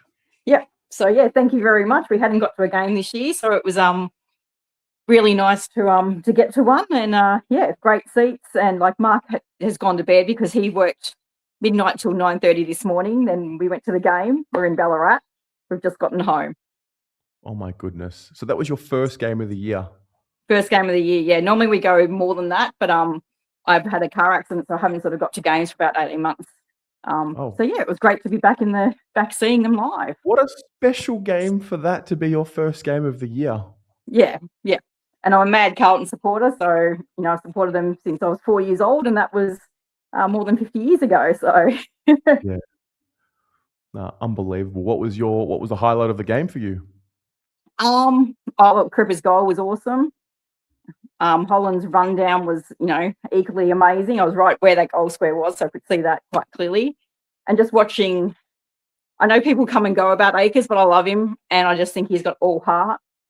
And like he's where in the forward half, he's always where he creates space, and in the back half, he's so defensive, and he's never I don't know how many times he's popped his shoulders out, but he's right in there. Nothing, he doesn't take her to step back. He's got aura, and today I thought the ball was he just gravitated towards the contest wherever he needed to be. Yep. And there was a little bit, I don't know if they showed it off on the TVs, but there was a little bit of off-play thing going on with Jagger and like Burns, and I don't know whether it was Wilson or someone else just came in and like shoved the guy away, and then Akers is there, and it's just like, and it was nearly all on, but it was great to see everyone just standing up for each other because that's what we need. Yeah. And Jagger was being unfairly targeted behind the game. So yeah, well, they're putting attention into him because he's just that good now. Yep, exactly. And like you wouldn't see, it was the big what's that player? He's huge. Wears the glasses. I think he came from Collingwood. Mason Cox. Yeah, so it was him getting stuck into Jagger off, away from the ball. I'm just like, seriously, mate. Like you don't see if Cooper's having a niggle at someone, he doesn't pick on someone half his size. That's in his first year. Yeah. There's standards and honourable players, and then there's that. Yeah, fuck him. Yep. Yeah. Nah, love it. Well, I'm so happy that you got to go to the game today, and thanks for being a member. Thank you so much for being a member, and hope you. Had No problem. day. It was quite funny because Mark was watching you, and then like he's, we should really go into these draws. I'm like, we're auto entry because we're both members. He goes, oh, really? And then his name spun up, and it's just like, I told you, we're already in. Got to be in it to win it. Yep. So thank you, and thanks from Mark as well. Like I said, he's got another shift tonight at midnight, so he just needed to squeeze in a few hours sleep. Yeah. Well, give him a big hug from me when he wakes up, when you see him, and chat to you soon. Yep, will do. Thanks very much. See you, Naomi. Bye. The Bont has just kicked a goal, and it looks like the Dogs are going to do it. They are going to beat the D's. They're up by 20 points, 29 minutes into the fourth quarter, 2 minutes to go. It's game over. Webby was here. Webby is no longer here. Minute 50 to go. Dogs surging forward. Fraser. This will be a mark to Davidson. So right now, we just need the Crows. We need the Crows to beat the Giants. This is all we need.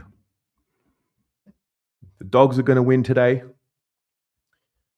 Geelong, you're going to think that they're going to beat Richmond at home at the GMHBA. Adelaide need to beat the Giants in order for us to stay in Melbourne next week. If the Giants get the job done, it's obviously possible. If that is to happen, then Adelaide will be playing again. We will play against Adelaide over there. So there's that. I'm trying to think if there's any other way that this can change. No. So Adelaide would finish on 60 points. I mean, it's in their best interests, really, to see if they can smash the Giants. Let's see what they could do. Okay. They probably won't win by 100, let's be honest. So, I mean, teams are going to want the week off next week. They don't want to be in the wild card if they don't have to be. So that is the situation right now. Bulldogs by 21 points, 30 seconds to go. The Collingwood Carlton dream will not happen. It will not happen. Anyway, let's move along. Webby is here. Hello, Terry. Can you hear me? I can hear you, Webby. How you doing? Yeah, good, mate. Good. How are you? I'm fantastic, mate. I'm over the moon. Right. I've just stepped out for a second from the pub. Unfortunately, it won't be Carlton Collingwood, which I'm disappointed about. But, yeah, probably Melbourne, would you say? Look, if the Crows beat the Giants, then we will play Melbourne next week. Yep. Okay. Have to say, I'm super proud of the club the last 13 weeks. Like, super proud. From being 1-8 to here, just proud, mate. I'm proud. Yeah. It's a good call, Webby. That's all we wanted from our club. We just wanted to be proud of our club. We wanted them to get their shit together, and they did. They made tough calls at the end of last year. They traded players to change the environment. They made calls that may have not looked popular in the moment, but now we're starting to see exactly why they did what they did. Yeah, so today showed real character, I thought. Like, going 4 goals down to 0, like, showed real character, and it was a good win. It was a good win by the boys. Yeah, absolutely. Absolutely it was. Florence, probably close to BOG for me, behind maybe Jagger. Yep. What did you think? Yeah, look, Florent for sure. I think Frankie just has to be in the votes when Frankie, it's all 4 said and goals. done. Yeah. 5 goals, just unbelievable. We're off to the wild card, Terry. We're off to the wild card. Can you believe it? At 1-8, Terry. We were 1-8. We were. Talk to me, please. Talk to me. Mate, How are you feeling? How are you feeling? I am feeling proud. I'm feeling validated for not stopping the belief and just, not tearing shreds into this and that, and like controlling emotions and just trying to be as calm as possible in what looked like it was going to be a crisis. So I feel like we've all come a long way. Yeah, like I'm trying to enjoy every second of this. Yes. Because I have manifested these kind of things for the last 25, 30 years. We have been down for so long. And here we are in the wild card, Terry. It's unbelievable. Yeah. Like, we're probably going to finish 9th or 10th. We still have a little, way to go. But, fuck, it's wild card. Yep. Will you go to Adelaide if it's in Adelaide? I bought flights already. I bought refundable flights. Look, I think people need to. I'm just going to share my screen again and just show you what is possible here, right? If Adelaide beat the Giants, which they're expected to. Yeah. Okay. I'm going to say that Geelong beat Richmond in Geelong. Yep. Port, I think Port will beat Essendon, but it doesn't matter. Hawthorn to beat the Eagles, whatever. Look at what happens, man. So we play Melbourne next week at the MCG. Yeah. Collingwood and the Dogs will play at the MCG. Let's just say Yeah. Collingwood wins that. Yeah. Freo and Hawthorn will play in a qualifying final in Perth. Okay. We need Freo to win that game. Okay. And the reason for that is because if we beat Melbourne, we then play Geelong. And if we beat Geelong, we then play Hawthorn. So what I'm saying to you is we could be seeing 3 finals at the MCG. Okay. So that's kind of where it's at right now. Bring on the wildcard game. I'm super disappointed it's not Collingwood because we would have had the chance to right 5 years of wrongs, but potentially Melbourne. Let's fucking go, Blues. Let's Absolutely. go, Terry and listeners. Absolutely. Absolutely, Webby. Good on you for fucking sticking it out, mate. I love you. Fucking always. I love my club, as you do. As you do. We fucking rock up every week. So sorry for swearing, but we rock up every week, even through the terrible times, the shocking times. Right? Yeah. We are here every week. Every week. Absolutely, mate. I We will are. never stop demanding better of my football club, as you won't.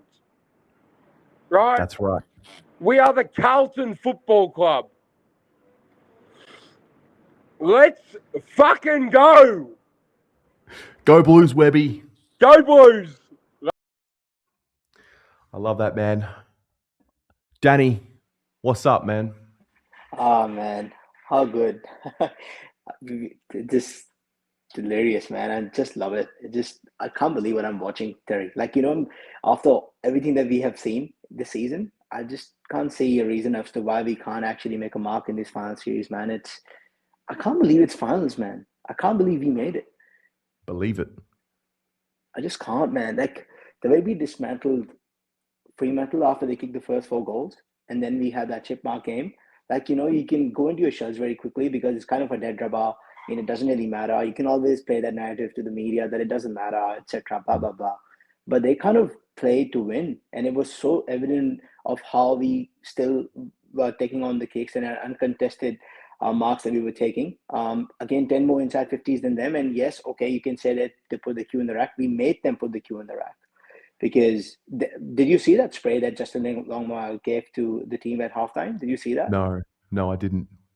He was literally just finger pointing, like just losing his mind at halftime of how they got dominated. We kicked 9 goals out of the 10 in from when they kicked the first 4 goals of the game. Yep.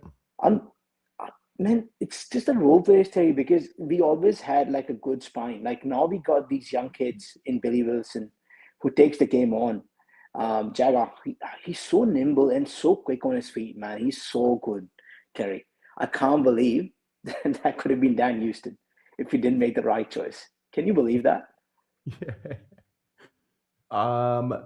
Yeah, look, I'm very pleased with it. Man, it's there's a knock on Nick and whatever. Danny? Danny?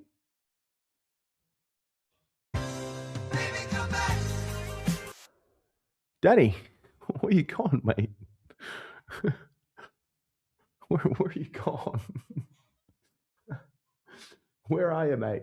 Get back here. All right. Well, Danny's gone. Mark, are you here?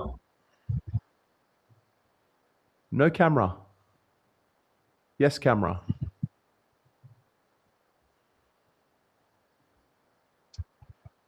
All right. Stand by. I don't know what's going on. We'll get Danny in and then we'll finish with Mark. Danny. Sorry, bro. I just got a call. I had the baby come back. I probably would have just done it just to listen to that and you vibing to it. It's pretty cool. No, but what was I gonna say? No, it's amazing, man. I'm a big fan of Jaga. And even Frankie Evans, man. 2 clubs delisted, and the way he just team first footy. Even how Harry had a kick, he could have snapped it, but he just handballed it to Frankie Evans for his 5th goal. How good was that? How good was that? Like, and even when Benny Ainsworth, when he had the ball, I think a couple of people have spoken about this earlier, of how he was trying to, obviously was looking at inside 50 and there was no one to kick to, so he just took his kick and it came off, and the way he celebrates his goals and stuff. And mind you, we didn't have Will Hayward. And how good is Dirksen, by the way, Terry? Has anyone spoken about Dirksen? A couple here and there, probably not enough. Man, he is so good. Please do not move him out of the defensive line, man. He is so solid and he's so quick. Like, he always comes off his man to spoil, and he's got that confidence in himself now, which I feel like when he's in the forward 50, he kind of just lacks because he hasn't trained with the forward line for so long. So I would just rest him there. And Wiedering, man, that's what Wiedering does. So whoever's talking about trading Wiedering, fucking watch that game, how he shot Tracy and literally followed him to fucking his bathroom, man. He was so good. Wherever he went down the ground, he just followed him. And it was such a complete game, Terry. Like, we used to pray for these days, bro. Like, remember when we used to watch footy? I was like, we don't get easy goals and uncontested marks in the 450. Look at us now, how we move the ball. Unbelievable. We punish off turnover. We get uncontested. We get out in space. We link up handball chains, and then sometimes we score from stoppage. And I think we got a goal from our kick in, end to end. We did. Yeah. And by the way, last thing, a guy who has Cock in his name, what more can you say, man? I fucking hate Mason Cox, man. Did you see the shove that he did to Harry Dean, which kind of ignited all of this shit? Oh, Harry Dean, or was it Jagger? Sorry. I think it was Jagger. I think someone Jagger, mentioned, yeah. What a dick, bro. I swear. He has a Cock in his name, so what more can you expect from that dickhead anyway? So he's a dickhead. He is one dickhead. Yeah. Swear to God, man. There's something about him. Like, I don't know if it's the USA channel or it's just him being him. I just fucking annoying. Some people you just want to punch for no reason. He's one of those people. That's his thing. Yeah. But Terry, I'm actually a bit, I'm a bit disappointed we're not playing Collingwood. But you know what? Adelaide, Collingwood, Bulldogs, Melbourne, all of them can have it, man. I don't really mind. I think the way we're playing right now and how we're being led on the field and how we're being so unselfish with the footy, I feel like I'm so excited, man. I'm really excited for this series and just under Fraser. Really excited, man. So have a good night. Have a red on me, and go Blues, man. I'll speak to you later. See ya, bro. Cheers. Mark, it's time. Yeah, I just found out the result as well. Unfortunately for us, or obviously those that are, 37 and a half, 38 years and under, we may never get Carlton Collingwood in any final ever again. I mean, I don't know, but you know what? Melbourne, Adelaide, Afghanistan will play anywhere.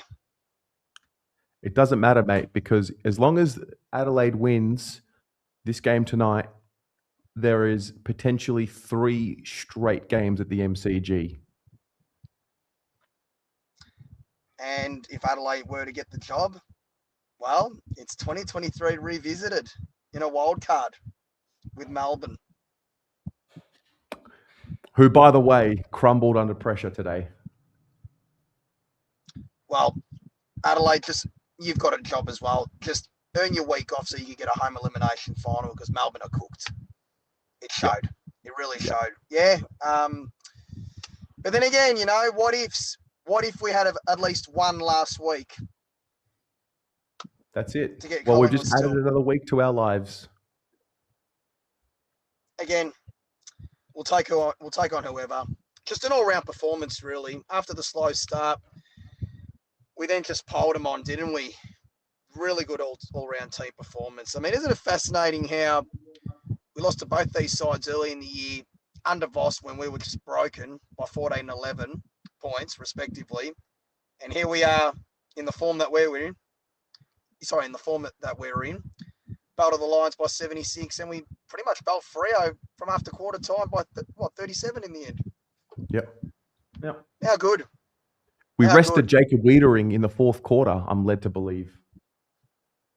Well, I'm surprised that they didn't have Jackson, Sarong, Tracy, and let alone Pearce on the bench. But, hey, you know what? They wanted to still play it out. And I think that was actually the good thing, really, that both sides still relatively full strength, but some for them and for us had a good hit out. And I think it just proves that, man, look, can we do the unthinkable like the Bulldogs did 10 years ago? Now that it's actually 10 sides, that would be some documentary story if that was to be true. Yes, we can.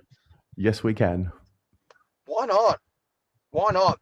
It is a tough ask, but man, we're just playing with so much confidence. Everybody could see it, you know, from Ainsworth kicking goals to Smith getting plenty of the ball, Walsh as well, Hewitt, Florent, Wiedering, Dirksen, Dean down back, Mackay with his knee still going through nicely. Man, yeah, we're a dangerous prospect from where we are.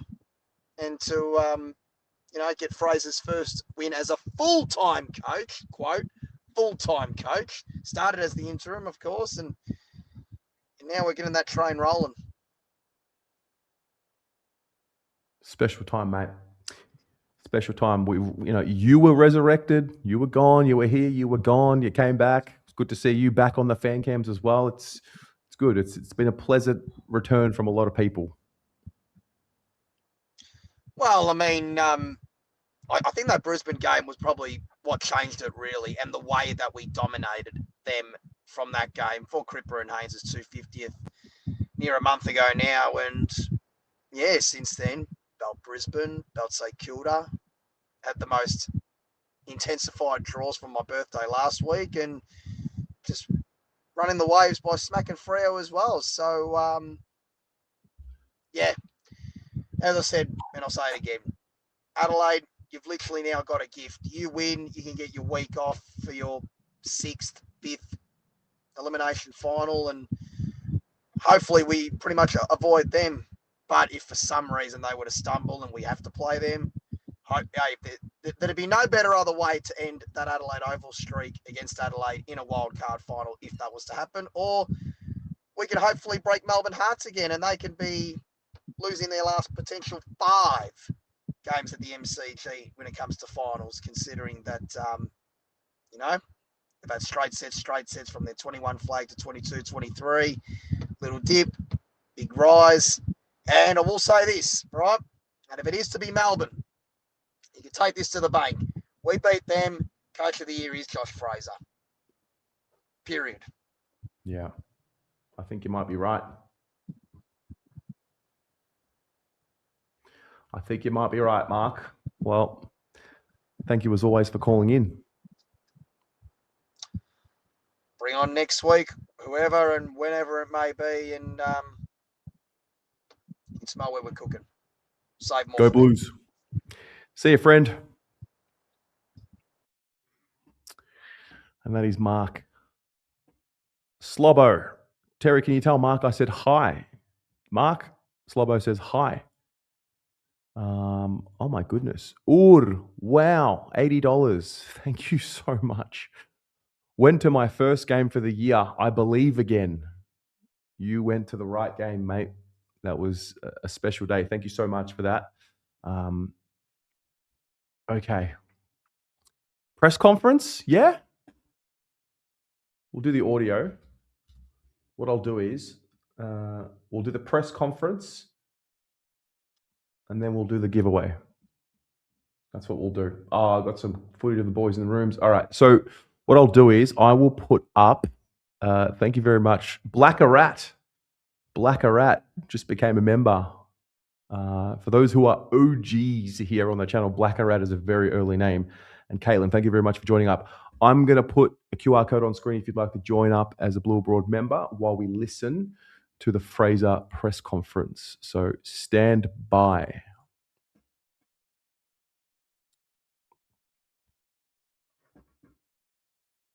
You find yourself 4 goals down to start with, but then after that pretty dominant sort of performance, you must be fairly happy with that. Yeah, I think that's been part of our growth, that we've been able to manage momentum against us at different times. We've worked hard on it, and the players deserve a lot of credit, but it just felt calm in those moments when they had a run on, and teams do. They're a great side. They're going to be there at the pointy end of it all, so you have to acknowledge that. But yeah, I thought we were really calm, really measured, understood what we needed to do, and got back to work. And the groups displayed a high level of resilience over the last however long that will hold us in good stead as we move forward. Yes, your belief and confidence would have been building for quite a while now, but to knock off the top side on the eve of the finals must give it another kick along. Yeah, so we approached the week around us a little bit more, acknowledging how good they've been over the course of the season. And it's always a challenge when you play a team that's been so consistent, have played together for a while, have a really strong system. So that posed a lot of different threats. I guess for us, again, it probably our main objective is to continue to build a brand that will take us forward, and that's what we've went into. And it's been less about the occasion and less about the opponent and more about what it looks like for us, which I think is why those momentum shifts against have maybe felt like they haven't been as significant, because we've been able to maintain an identity around that. So it was a really strong performance overall. I thought we managed the momentum of the game quite well. At times we had to embrace imperfection, which we've done well. And I thought we had a really even spread of contributors across the ground. That has to change now, though, right? Like the opponent and the lead up. You're in a final. Doesn't have to change. Doesn't? Again, I think the context of where we've come from, and maybe the context of the club more broadly, that maybe in the past it's been outcome based. Maybe I'm speculating a little bit because I haven't really lived it. But we've got a method right now that is working for us, and I think if we stray too far away from that, then there's some danger attached to it as well. As we keep building this brand and this identity, I still believe that we've got to attach ourselves to a process more than an outcome. With that said, this appears to be a group that just wants to embrace everything that comes our way, which I'm really excited about. And today was another example of that, when you're playing a team as good as what Fremantle have Been on such a great streak of late.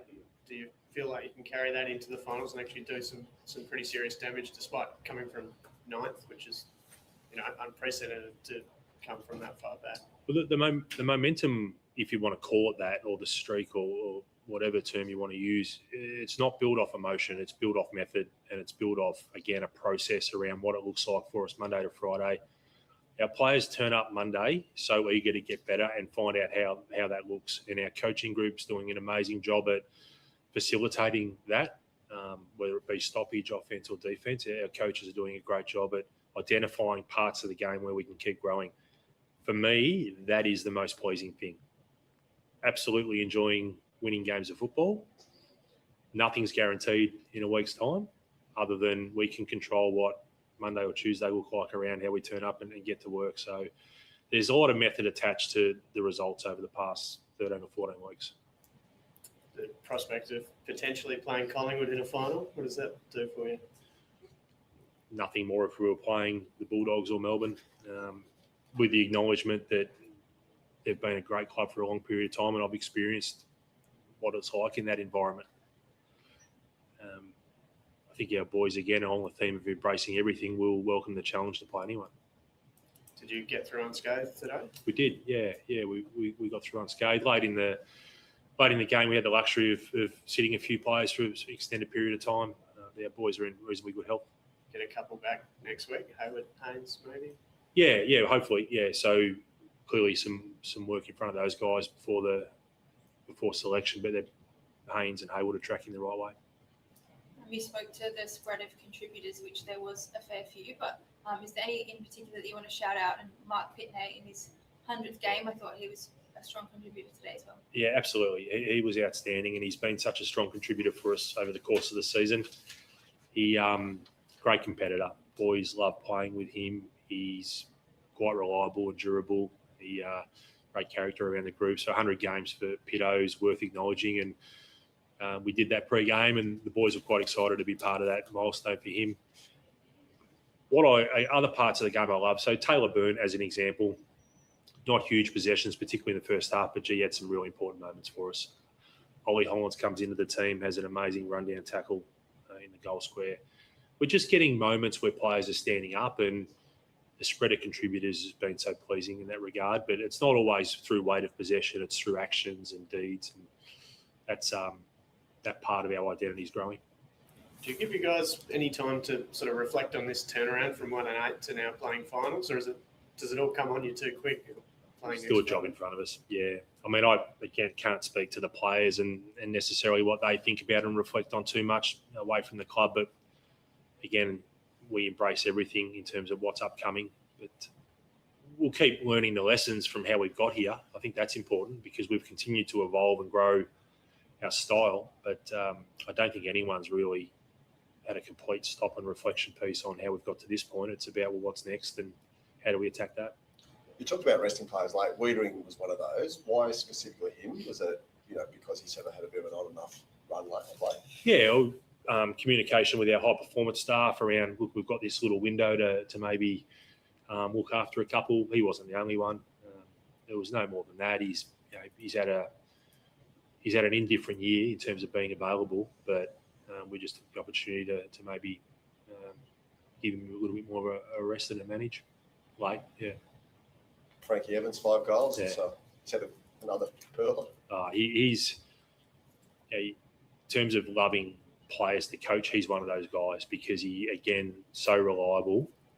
Will do what needs to be done for the team and then gets reward like he did today. But he's just a great teammate for the players. He applies great pressure, he's so connected to system. And it was nice to see him get some reward. Yeah. Thanks, guys. Thank you. Cheers.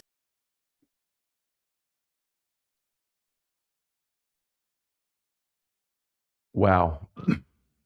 Special. Very special. All right, we've got one more video to watch. The boys from the rooms. It goes for about 6 minutes. And then what I'm going to do is I'm going to give away a $4,000 voucher thanks to Stone Age Australia, who is the sponsor of the fan cams and has been for the last couple of weeks. So this will be the last call out. If you're watching on TV and you're in the market for stone tops for renovations, or you've got family that are, you can scan the QR code, or what you can do is I can put it in the live chat. So we're going to watch this video from the rooms from the club, okay? And then after that, I'm going to draw out the name. All you got to do is just fill out the form to enter, and then I'm going to spin the wheel, and someone's taking home a fucking $4,000 voucher for some stone tops for their house, which is just extremely generous. So that's thanks to Stone Age Australia. Harry got on board for the last 3 games and gave a $500 voucher and said, I'll double it every time we win for the rest of the season. So it's just, unbelievable. All right, the link is there. And then we're going to watch a little bit of the Blues.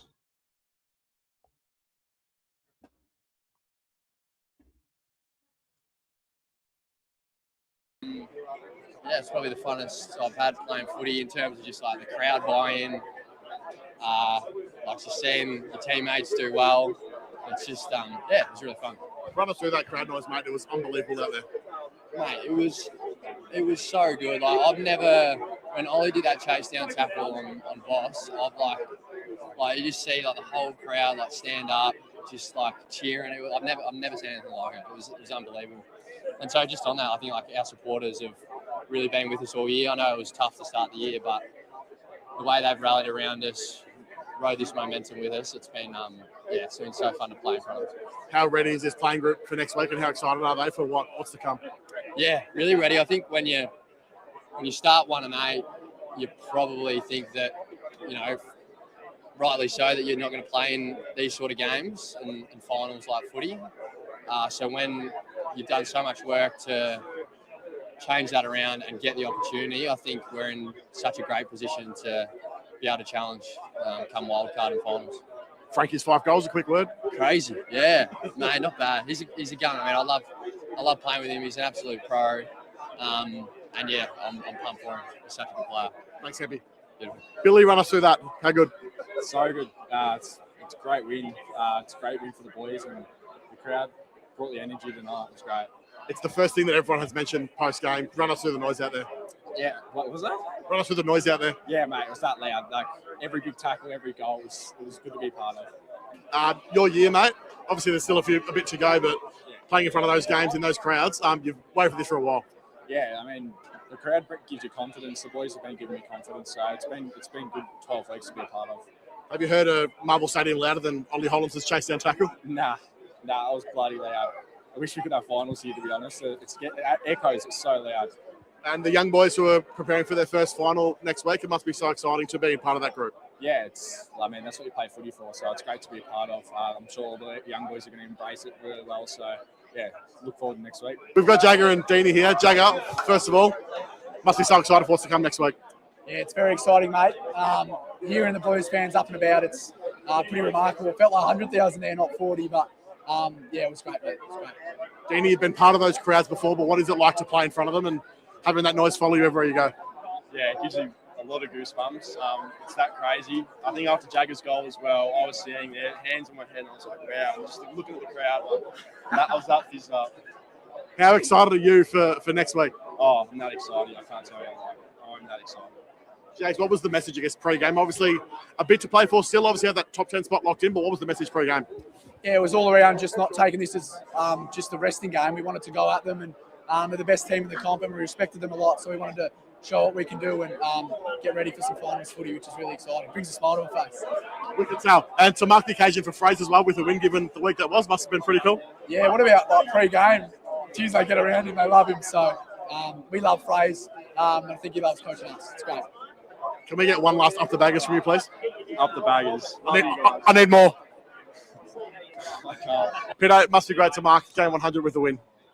I love the way that you said mark. So let's just really, it's the Pitto game, not the mark game. You said mark. You said mark your 100th. He said mark. So, but very good to get a win. MP 100. We love that. Bit of a whooshy finger hole between us. If you know, you know.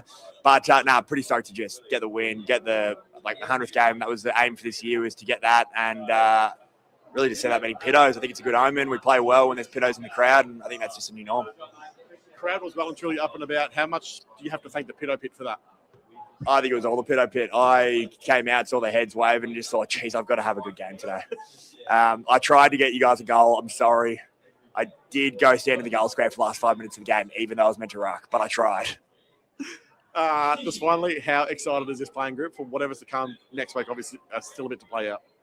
I did enjoy the giant wild card in the cheer squad. But I think we're just excited by the identity we're building at the moment. And it's fun to play at the moment. It's fun to watch, I'm sure. And it's just something we're finding contagious, building our identity out. And as we build that out, the process is working and the performance is coming. So, yeah, see what happens. Well done, Mark. Pit out. Walshy, that must have felt pretty good. Yeah, it was great night for the footy club. I thought, as a whole, like the fans, the way we brought the energy with their pressure and get a result like that is a nice way to cap off the home and away year. You've been part of a few teams that have maybe missed out the final day. How have the last few weeks, what did you learn from those last two games against the Dogs and then Freo today? Yeah, I've learned that you can be pretty happy after a draw. That was last week. And then this week, it's nice to be able to have a performance where, you're coming up against one of the top sides over the course of the year and heading into finals, really show what we want to be about going forward. As a leader of the footy club, how excited are you for these young boys who are going to get a taste of finals footy for the first time next week? Yeah, I'm pumped. I don't think no matter how many games you've played or what you've done in footy, if you hear that you're going to play in front of 100,000 in the G or 90,000, it gets you pretty excited. So can't wait. Has Jagger stopped smiling? I don't think he ever does, really. he gets a serious face every now and then, but yeah, a lot of happy faces. That sounds familiar. Quick run of the Carlton crowd as well, mate. They were unbelievable tonight. Yeah, after that Ollie chase down, I reckon I've heard a louder crowd at Marvel, to be honest. So it's been so good. As I mentioned earlier in the week, everyone that's stuck by us for the whole year, it real hats off to them. On to next week? Yeah, that's it. Hey, Daniel, what's your initial thoughts on that contest? Wow. All about the fans, these boys. All about the fans. All right, it's time. It is time. I'm about to give someone a $4,000 voucher thanks to Stone Age Australia. Look, I think first things first, what we can all do, at the bare minimum, got to be following them. Like, what the hell, man? Stone Age Australia. They got 5 to go until 2,000 followers. I reckon we can do that. So on the way out, you can follow them there. So Harry called me week before. It was Gold Coast, St Kilda. Who was our last games? No, he called me week of Brisbane. And he's like, yeah, this is what we're doing. And we just wanted to get on board for the last 3 games of the regular season. We didn't know what would come. I don't know if he wants to stay on board for next week, but we'll see. So just an incredibly generous prize here, and I'd like never seen anything like it really. So anyway, the lists are in. Without any further ado, I'm about to call someone and give them like the biggest prize I've ever given away. So the winner of the voucher is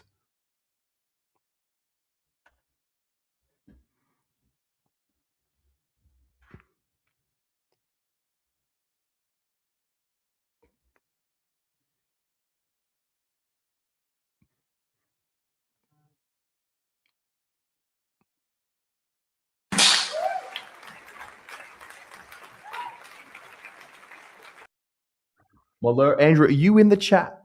Are you here with us? You have just won the most insane prize there is to win. Where is he here? I'm going to give him a call right now. Andrew, are you here? Where is he, Andrew?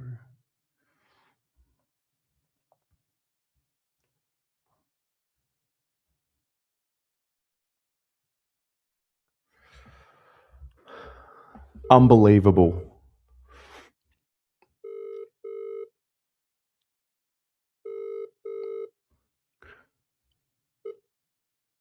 Hello? G'day, is that Andrew?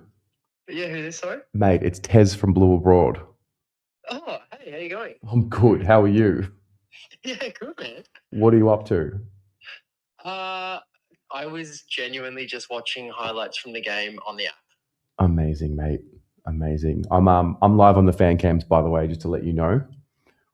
Oh, dude, okay, I paused it to watch my dog. Cool. Hi, everyone. Hello, Baggers Army. We're sitting a few seats in front of Joe today, I think. Love that. Do you know why I'm calling you? I actually don't, sorry.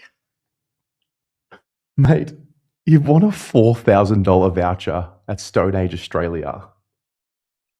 You're joking. You entered the competition for the Stone Top. That's so cool. That's amazing. So what happened was it doubled last week to 2,000, and then he said he'd double it again if we won the 3rd in a row, and we did. So 2,000 became 4,000. I guess the question is, do you want the prize? Do you have a Stone Top need?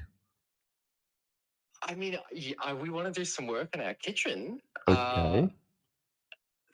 So probably maybe. I mean, can I talk to my partner and then see what he says? And then if that's too far down the track, maybe we'll pass it on to someone else who can use it more immediately.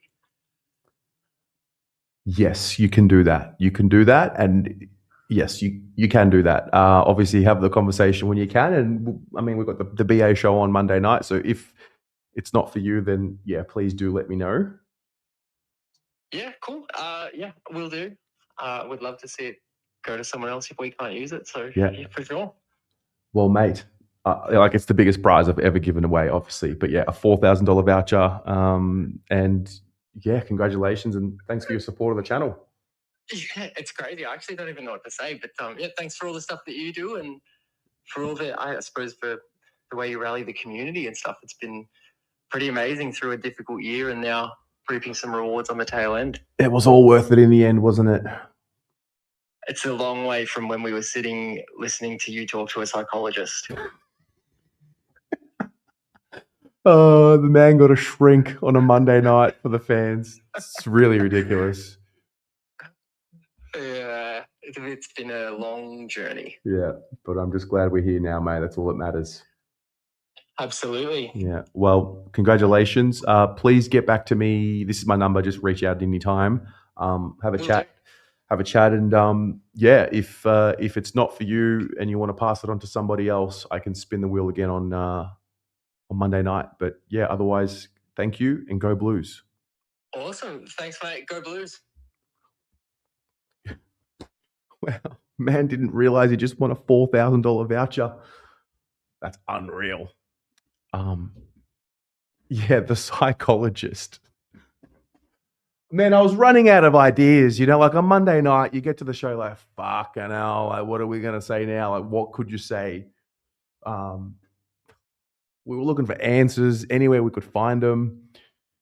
Yeah, it truly was just a bizarre time. But hey, I want to show you something because the stats have updated here. Look at the goal. This is Carlton's goal kicking in 2026. Okay, I don't think we give this enough attention. Like, it's all updated now.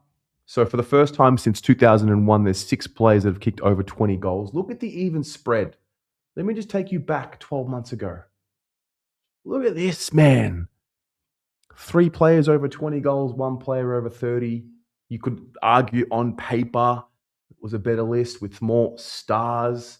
Look at the fucking turnaround. Look at this club, man. Look at this. Injected 2 20-plus goal scorers. Injected 50 goals from 2 players in Ainsworth and Hayward to counteract, I guess, Charlie.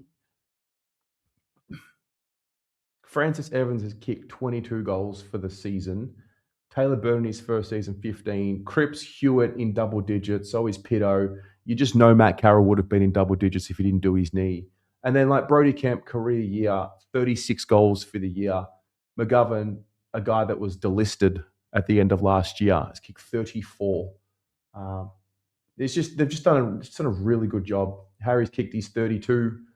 So that's the state of play right now.